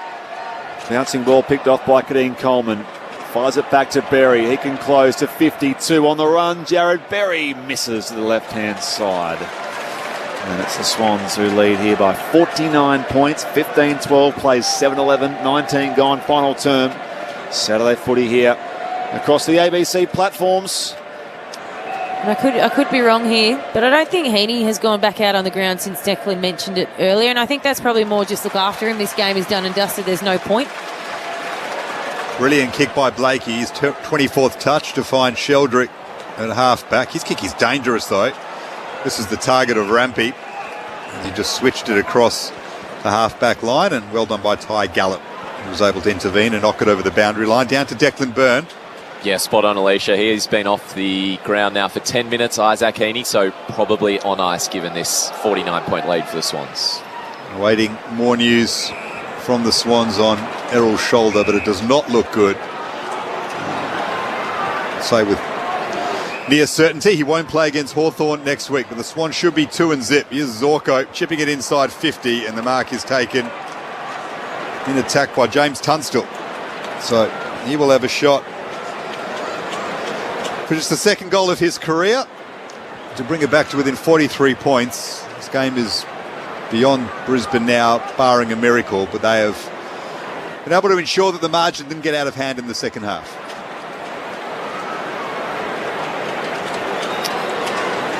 Tunstall, kick from 45 out, straight in front. Lovely kick by Zorko to find him with possession, number 29 of his night. And Tunstall is able to convert that. So just the second goal of his career, James Tunstall. Margin 43 points in favour of the Swans. We're into time on now in the final term. Saturday footy on ABC Sport. Your team is Brett Sprigg, Alicia Eva and Joel Pathfield. He just senses there's just a bit of buzz gone. I know this game is done and dusted, but on the big screen they keep showing Sydney's prime ball mover in Errol Goulden looking dejected, and there he is. And credit to him, when his teammates come up to him, you can lip read. He's saying, "I'm all good, mate. I'm all good. See the game out." He's smiling, but when his teammates aren't around him, he looks like a bit of a dejected figure right now. So you hope it's not a really nasty shoulder injury. Yeah, fingers crossed for Errol Goulden. That's the main story tonight. The Swans beat the undermanned Lions by, they lead by 43 points currently. Restart back in the middle. Robertson's hand pass out in space, towed forward by Will Ashcroft. And they pile in from all angles on the point of the square. And the umpire says, "Give it to me." Meanwhile, at the MCG, it's three-quarter time there. Adelaide 11-10-76 leads Collingwood 6-10-46. Why they come the Brisbane Lions? Rayner off to Will Ashcroft, and again they go inside forward 50. Draper, second bite in the contest with McCartan. Takes it in the left forward pocket. So one of their 5 changes. Sam Draper in, of course. We know that Andrews, Gardner, Bailey all missing through suspension. McCluggage and Morris through their respective injuries. Hannibal's AFL debut, Sam Draper's club debut. There's a loud cheer here for Callum Mills coming from the ground. Kerno goes back on. Draper will open up the angle here and snap from 35. And again, he comes up short, missing to the left-hand side. 15-12-100 through the Sydney Swans. The Brisbane Lions are 8-12-60. And the Sting's certainly gone out of this game on this Saturday night in Sydney. He's looked okay, Draper, against Grundy tonight. He's competed, but probably not to the standard that they would have wanted. He laid a few tackles where he looked like he was going to really, put himself into the game, and just hasn't really gone on with it. Possession number 28 from Riley Bice finds Justin McInerney. He's kicked 2 goals tonight to go with the 3 he nailed in opening round. The Swans move it up to half forward. Strong grab, Logan McDonald. Had the height advantage on Kitty Coleman. He made the most of it. He's taken the mark, 55 out. Swans by 42 points, 23.5 gone in the final term. McDonald's kick into the pocket is knocked over the boundary line by Darcy Fort, doing the dirty work in defence for the Lions. Down to Declan Byrne, who might have some more news on Errol Goulden. I'm asking. They're not replying yet. They're keeping their cards close to their chest. But a bit of love for Joel Amati, who came off there. 5 goals straight, so his second best ever outing in Swans colours. 42 points the Swans lead. Big fend off there from Papley on a couple of would-be defenders. Swings it back onto his right boot to the pocket to find Warner. Reaching for it now He has room to bounce. Left it behind, though, the second time. Fletcher was chasing him. Coleman wraps him up. Ball comes loose here. Out in space. Picked up by Robert, who snaps off his left towards the teeth of goal. Spilled by Curnow. He tries again. Kicks it straight into Leicester. And Leicester now can just barrel it away here for the Brisbane Lions. Blakey's underneath it. He watched that so well, Nick Blakey. So calm under the football. Took the mark. Just outside attacking 50. Left half forward for Sydney. Another big night for Nick Blakey. His 25th disposal goes the way of Curnow. Off hands. Roses got front and centre. The Brisbane defence is able to deal with it well. Wilmot's handball along the grounds. He's eventually knocked over the boundary line. And it's out of bounds on the full. Off the feet of the Swan. So it'll be a free kick to Noah Answorth. He goes laterally to Jared Berry. Sydney lead by 42 points. They'll be 2-0 to start the season. The back-to-back reigning premiers, they will be zipping 2. What has been a very disappointing start for Brisbane. It's marked by Annabelle on his AFL debut. The good news is, Galby, they have the bye next week, the Lions. So time to sort of stew it over and hopefully we'll certainly get a couple of those guys back from suspension. Of course, Andrews still has a little way to go yet, but they got the bye. Then they're away against the Saints at Docklands. It's another issue with the opening round, that one. The bye that then extends out for the next 3 weeks. Does not make sense at all. It's funny, we're going to have West Coast play their first game tomorrow. So we're going to have a lot of teams who have played a couple of games before West Coast even plays one. Not that I'm sort of waiting with bated breath to see that game. Papley goes inside 50. Curnow takes the mark 55 out. Lays off the hand pass to Papley. He skewers his pass on. Oh, Rowbottom. It's come off his knee, maybe. No, not quite. It's through for a minor score. I thought maybe there was enough on that from James Rowbottom. Declan Byrne, down to you on the boundary. So I have news on Isaac Heaney. Tight hamstring. So confirmed he won't play any more role. And all the Swans have been able to tell me so far is it's a shoulder injury. So no extent of damage yet. Thanks for that, Sydney. I think we got the drift on that one. From Dr. Tom Chadwick. There's Brisbane moving it off half back. Nice kick from Levi Ashcroft. To find Rayner. He's marked on the wing. Swans by 43 points, 26 and a half gone in this final term. Rayner told to play on, and that's out of bounds on the full. So they'll play Hawthorn away on Thursday night, the Swans. They'll definitely be without Errol Goulden, barring a miracle. And Isaac Heaney might be in some doubt as well with the tight hamstring. So that'll change the complexion of that match enormously. As Rampy goes short to Justin McInerney, and he'll just guide it on to young Angus Sheldrick in the middle of the SCG. Sheldrick, 23 disposals for him. Now Justin McInerney on to Lloyd. Spilled it, now regathers. Rowbottom sweeps it wide. Wicks inside 50. His old territory. The forward come defender goes forward again and sprays it to the left-hand side. So that's what now? 15-14, 104. Swans by 44. So both sides have just wasted opportunities tonight, it must be said. The Lions are 8-12-60 as we approach these final few minutes. Nice kick from Leicester. Finds Lockie Neal at centre half back and he moves it on to Tunstall in a lot of space. Worked hard tonight, James Tunstall. Takes the mark at right half forward. Sweeping handball to Levi Ashcroft. He'll go back inboard to his brother. Here's Will. And then Rayner, moving back with a flight inside attacking 50, has taken a nice mark. And Cam Rayner will have a shot from about 30 metres out, tight angle to the right. In fact, no, it's a free kick to Sydney. There was a defender held in the contest. And it'll go the way of Sam Wicks in the left back pocket. Swans up by 44 points. We've gone 28 minutes in the final term at the SCG. Wicks drives it long beyond defensive 50. As Roberts in the hole takes the mark there for the Swans. Touched off the boot. Touched off the boot, thank you. Eagle-eyed Alicia Eva. That's why the ball up at half forward here. Now for the Brisbane Lions. Bursting through traffic, Will Ashcroft. Sweeps it wide to Lockie Neal. On the run from the pocket. And he just sprays it well wide again. So that was his 27th disposal. Not an effective one. Crowd, by the way, 38,128 at the SCG tonight. And the Swans lead by 44 points. Everyone just waiting for this game to end, it feels like. Brisbane have done the job. They've ensured that it didn't get out of control for them, despite losing the game. It looked like a desperate situation at one stage in that first half as Rowbottom tries to move it forward on the wing. Sheldrick will get a boot to this one. Was tripped perhaps in doing so, and eventually Noah Answorth will take it up the boundary line. The Swans have got the 4 points, but everyone's talking about Errol Goulden's injury. Messages flying around the SCG. How bad is it? What's the story? They know it's a shoulder. Doesn't look good. Rowbottom's in some pain as well here. He is. So Heaney with a tight hamstring. Goulden a bad shoulder. Rowbottom looks okay. A warrior in the Swans midfield. We'll have a boundary throw in just forward of the wing. And the Swans will take their mind off Errol's injury and enjoy the win with the siren not too far away. Back in it comes, overrun by Neil. Sheldrick piled on top of there by Darcy Fort. And again, we'll board up. In front of the old members and ladies stands. Grundy gets to the outside. Papley, Mills, and now Sheldrick again. His 25th disposal, up to half forward. Crumb by Rowbottom. Warner is waiting for it as well. Fires the hand pass out wide to McInerney, and now Papley can snap from 40. It's well off target, although it might drop okay for Logan McDonald, and now he's hobbling on his left leg. Just blow this siren, say the Swans fans. They lead by 44 points as we tick past the half-hour mark here of this final term.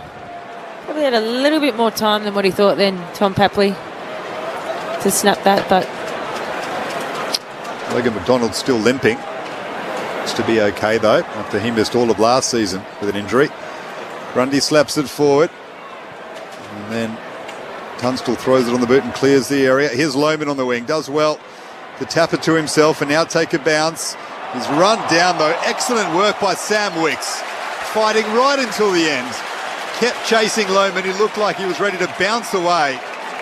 And that's a fantastic chase and defensive tackle by Sydney's back pocket. Now the Swans switch it across the middle of the ground, and Rampy has it on the wing. Lohman looks pretty groggy after that.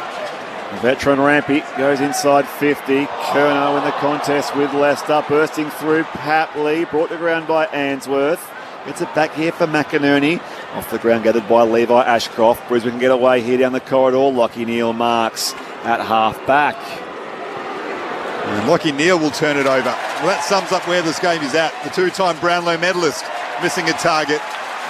Went straight to Riley Bias, who with possession number 28, the most of any Swan, finds Charlie Curnow inside 50, and Curnow, after the siren, might be able to kick his first of the night. And what is the Swans win? They're up by 44 points. Can Charlie make it an even 50 and provide his first major of the evening? He'll kick from 45 metres, close to the boundary line, left half forward. It's across the face, so Curnow goes goalless.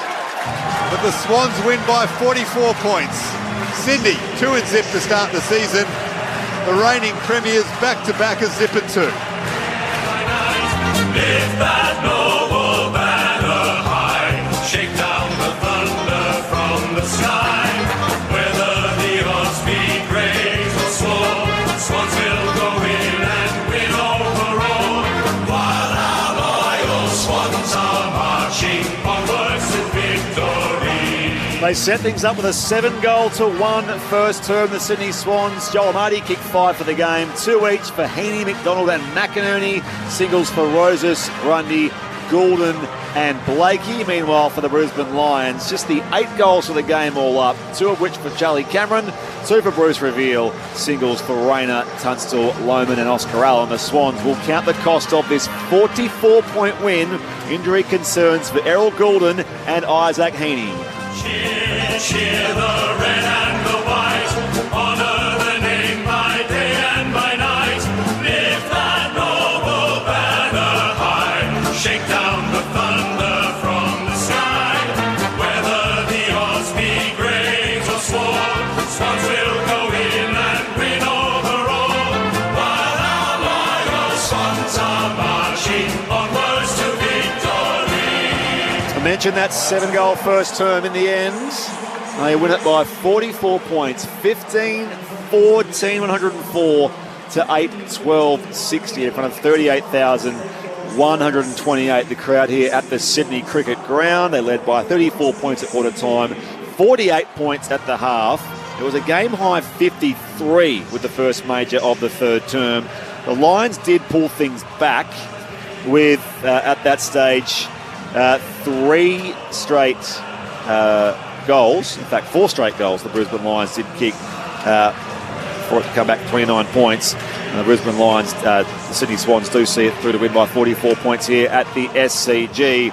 And just by the way, before I get the thoughts of our experts, Alicia Eva and Joel Patfull, final term underway at the MCG. Adelaide 11-11-77 leads Collingwood 8-10-58. But as we've discussed, the narrative here is in large part around Errol Gould and his availability. Certainly beyond next week. You'd think he's no good for next week against Hawthorn, but that shoulder injury, and Isaac Haney was taken out of the game with some hamstring tightness as well. But Alicia Eva and Joel Patfull, pick it all apart for us here at the SCG. The Swans winners by 44 points. Well, I'll kick us off, Joel. The first quarter is a difference. The Swans kicked 7 goals in that first quarter, and what's the margin to finish? 7 goals? It was all Swans in that first quarter, and it was just dominance from across half-back. So across the night, Brisbane were winning stoppages. They were winning clearances, but turning the ball over in their forward half. And from there, Sydney were just able to cut Brisbane up through the middle of the SCG. And Brisbane's defence just had no answers in that first half, and that's where the damage was done. Riley Bice in the first quarter alone had 11 disposals. Had 11 disposals in the first quarter alone, almost 200 metres gained and 3 score involvements from across half-back. That same quarter, McCartan, 9 disposals. Who else? Heaney, of course, Heaney was massive in that first half. Roberts had 9 off half-back. It was all their half-backs, Cal Mills, Nick Blakey, and of course Errol Goulden, who we've spoken about a lot tonight. He was joining in the chain from across half-back. So the damage was done in the first quarter. Brisbane were able to stem the flow in the second half once they started defending the ground properly and holding Sydney up. But unfortunately, from a Brisbane perspective, Sydney also had aerial prowess when they started putting a bit of height on the ball going inside forward 50. Joel Amati steps up. He kicks 5 with all the tall attention going to Curnow. Amati has certainly had a good night tonight. So, yeah, it was that first quarter dominance by the Swans was the story. Well, what can I add? I think you've summed it up perfectly. I mean, the game was essentially over at half-time. I mean, the Swans, the footy that they'd played is as good as you'll see. The movement of half-back, the speed, and the confidence in their kicking skills from half-back and through the middle was absolutely elite. So they'll take a lot out of that. Whether they took the foot off a little bit in the second half and let the Lions back into it, probably. Definitely a bit of the sting went out of the game, and the Lions were able to get back into it and kick a couple of goals. They were slightly challenged in that last quarter when they kicked a couple, but shows the strength of Sydney where they just put the foot down and went bang, bang, bang. The game was over, and they did what they had to do. So there's some real positives out there for Sydney, and if they'd kept going the way they were going, it could have been a 80 point win, which it probably should have been. And I think they took the foot off the gas a little bit late in the game and just did what they had to do. The main positive they might take out of it, the Swans, is that Charlie Curnow went goalless. Ryan Lester did a fabulous job on him. What a game by him. But Amati kicks 5. So the messaging, you can see it now from Dean Cox. That's why we brought Charlie Curnow in. Not necessarily to be the superstar every week, but to open up opportunities for Amati and Logan McDonald. And tonight, Amati takes advantage, obviously, without Andrews and Gardner, and is the main threat up forward. And he took his marks, not necessarily just from, leading up with the ball like a key forward, you think typically would do, but he was leading back into space. He was stretching the ground. He was finding space where, he had to work hard to create it. It wasn't always just a high ball coming in and he had the height advantage. He actually worked really hard off the ball. The forwards, I thought Sydney forwards had really good isolation across the night. They weren't all playing, in the same 5-metre square. They really stretched the ground. They stretched Brisbane's defenders, and having Charlie Curnow come up, that makes life pretty sweet so far for Joel Amati. It does. They definitely created some space inside forward 50 and isolated themselves really well. I mean, I'd probably be a little bit disappointed with Curnow's game, to be honest with you. I think he wouldn't have seen ball movement like that for the last 5 or 6 years and had such space and played in a win like this for a long time where the game was done essentially at half-time. So he's got a free run to get on the end of it, kick some goals, get some confidence, work together with that midfield group and get that system going. And get in sync with how their ball movement's going. But he just didn't look like he was the one that was in the right area. He was getting caught in between. And the one-on-one contest that he had with Ryan Lester, he was out-positioned. He's not an A-grade defender. He's your third-in-line defender who's had to play on an All-Australian full forward out of desperation, and he's got the better of him. So I think that's probably the one thing that I would be disappointed from a Sydney point of view. Still, of course, a few unknowns pre-scans around Errol Goulden's injury. There are some sort of consoling hugs, and his teammates' body language suggests that, they're trying to cheer him up, I suppose, but we'll know more about that, Galby. It doesn't look great for Errol Goulden. No, well, he's done the lap of honour and he's given the high fives to all the fans, and he's been smiling, so it doesn't look like one of those end-of-season injuries. Just trying to read between the lines here, maybe a 4 to 6 weeker, which if you're a Sydney fan, you'd probably take that right now, considering the amount of footy that Errol missed last season.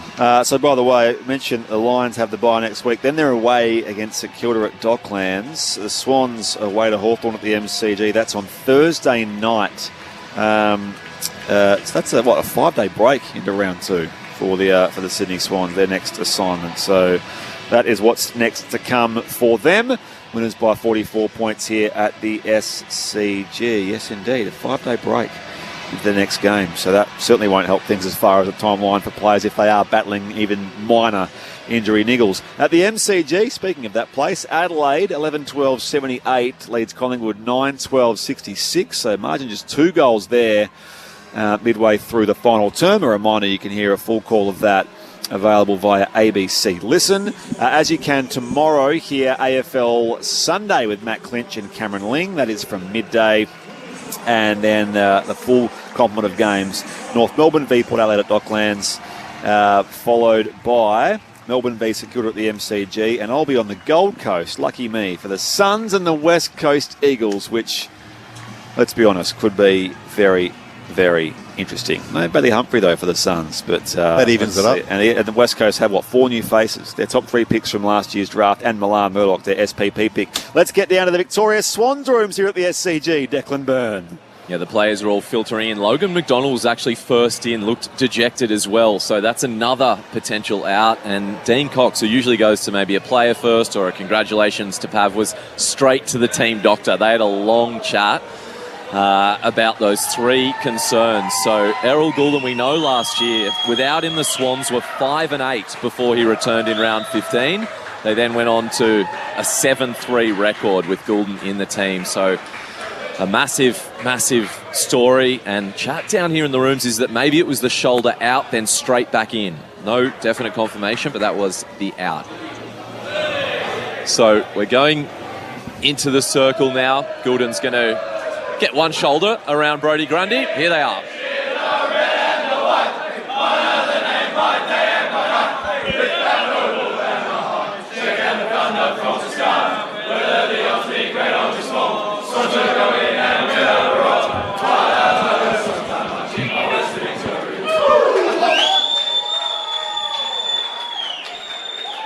All right, thanks, Declan. Back to you in just a matter of moments. We'll get 3-2-1s as well afterwards, Alicia Ever in the ABC Player of the Year. So have a few minutes to think about that, and we will get back to the Swans rooms, the winners' rooms here at the SCG. 44 points, that final margin in the end. I mentioned what's coming up tomorrow, so we'll just wait and see if we've got Declan back down there in the Swans rooms before we're off air in about 7 minutes' time here from the SCG. I mentioned Adelaide now out by 18 points again, 12-84, plays Collingwood 9-12-66. Let's get back to Declan Byrne. So we are down here in the rooms. Nick Blakey is just popping the headphones on. Nick Blakey, that first quarter, before we talk about the huge story, which is a few fallen soldiers, but that first quarter, you really must have been impressed coming out against an undermanned Brisbane team, but showing up from the get-go. Yeah, I think, no doubt they had a few out, and it was a great test for us to see where our headspace was at, and we had to play our way no matter who was out there, and they had a few leaders out, there's no doubt about that, and we did what we had to do. We played a good brand of football, and impressive run and carry and all things like that, but no doubt they had a few out, and I'm sure next time we play them it'll be a great contest. So what was the big focus going in then? Because they were missing so many from all lines, like you said, leaders. Was it focus on yourselves, or what was the mentality going in? Yeah, focus on ourselves. Just we've had a big emphasis on that in the pre-season, and do what we do well, and it doesn't matter who we're versing. Yes, they were undermanned, and but we still have to do what we do well, and I thought we did that, and it was a good win in the end. Have you had a chance to chat to either Errol or Isaac, two of your Jets, who both went down towards the end? No, I mean, Ez obviously hurt his shoulder, I think, and I'm not sure about Isaac, so yeah, disappointing. I mean, a bit of the story last year, we missed some of our best players, but hopefully those boys are all right, but regardless of who's out there, it'll be next man up, and someone will come in and play a role, so hopefully those boys are okay. Do you remember a lesson from last year when you were missing Errol for 15 rounds? Do you remember something, a big takeaway, not having him, that you learnt that you'll be able to maybe lean on this year? I mean, what I learned is how much we miss him. I mean, it's really hard to replace A-grade players, You saw that with Brisbane tonight. They had a lot of A-graders out, and, Errol's, one of the best midfielders, if not the best midfielder in the game, and what he does, there's not many other players that can do. So, it will be hard to replace him. Hopefully he's okay. He's in good spirits and stuff like that. So, we'll see how bad it is. But, I've got no doubt the next man in will come in and play a role. Nick Blakey with us here on ABC Sport. I'll throw it upstairs to the box. Nick, that first goal tonight, take us through that, because it's an example of what this team does so well, going from half back and the way you generate that run. Yeah, I think we've got a lot of good runners in the team, and we've practiced it a lot this year, and credit to our strength and conditioning staff. I mean, they flogged us in the pre-season, and it wasn't too fun, but they've got us fit, and we've got to be to play the game that we want to play, and that's a run and carry and link up and use each other and bring everyone into it. And, when we do that well, we're hard to stop, but it's also hard to do it for 4 quarters. So, I mean, the first goal was a bit of that, but I thought all the boys tonight and everyone, our hands were slick and stuff like that. So it was a good brand of footy to play.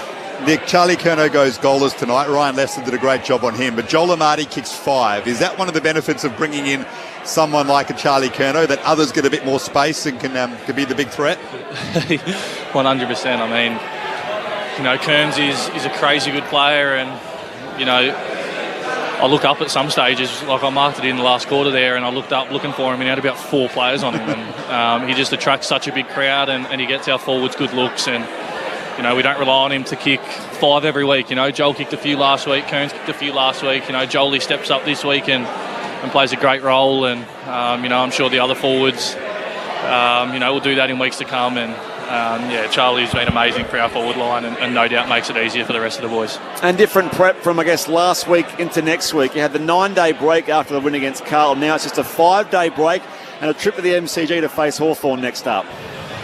Yeah, I know. I mean, 5-day break. I don't think we've had one of those for a while, so there's no doubt we won't be doing much leading into that. We'll be getting ourselves right, and the Hawks obviously were pretty impressive last night, so we'll have to be at our best, and we get to go down and play at the G, and we never take that for granted, so that'll be good fun.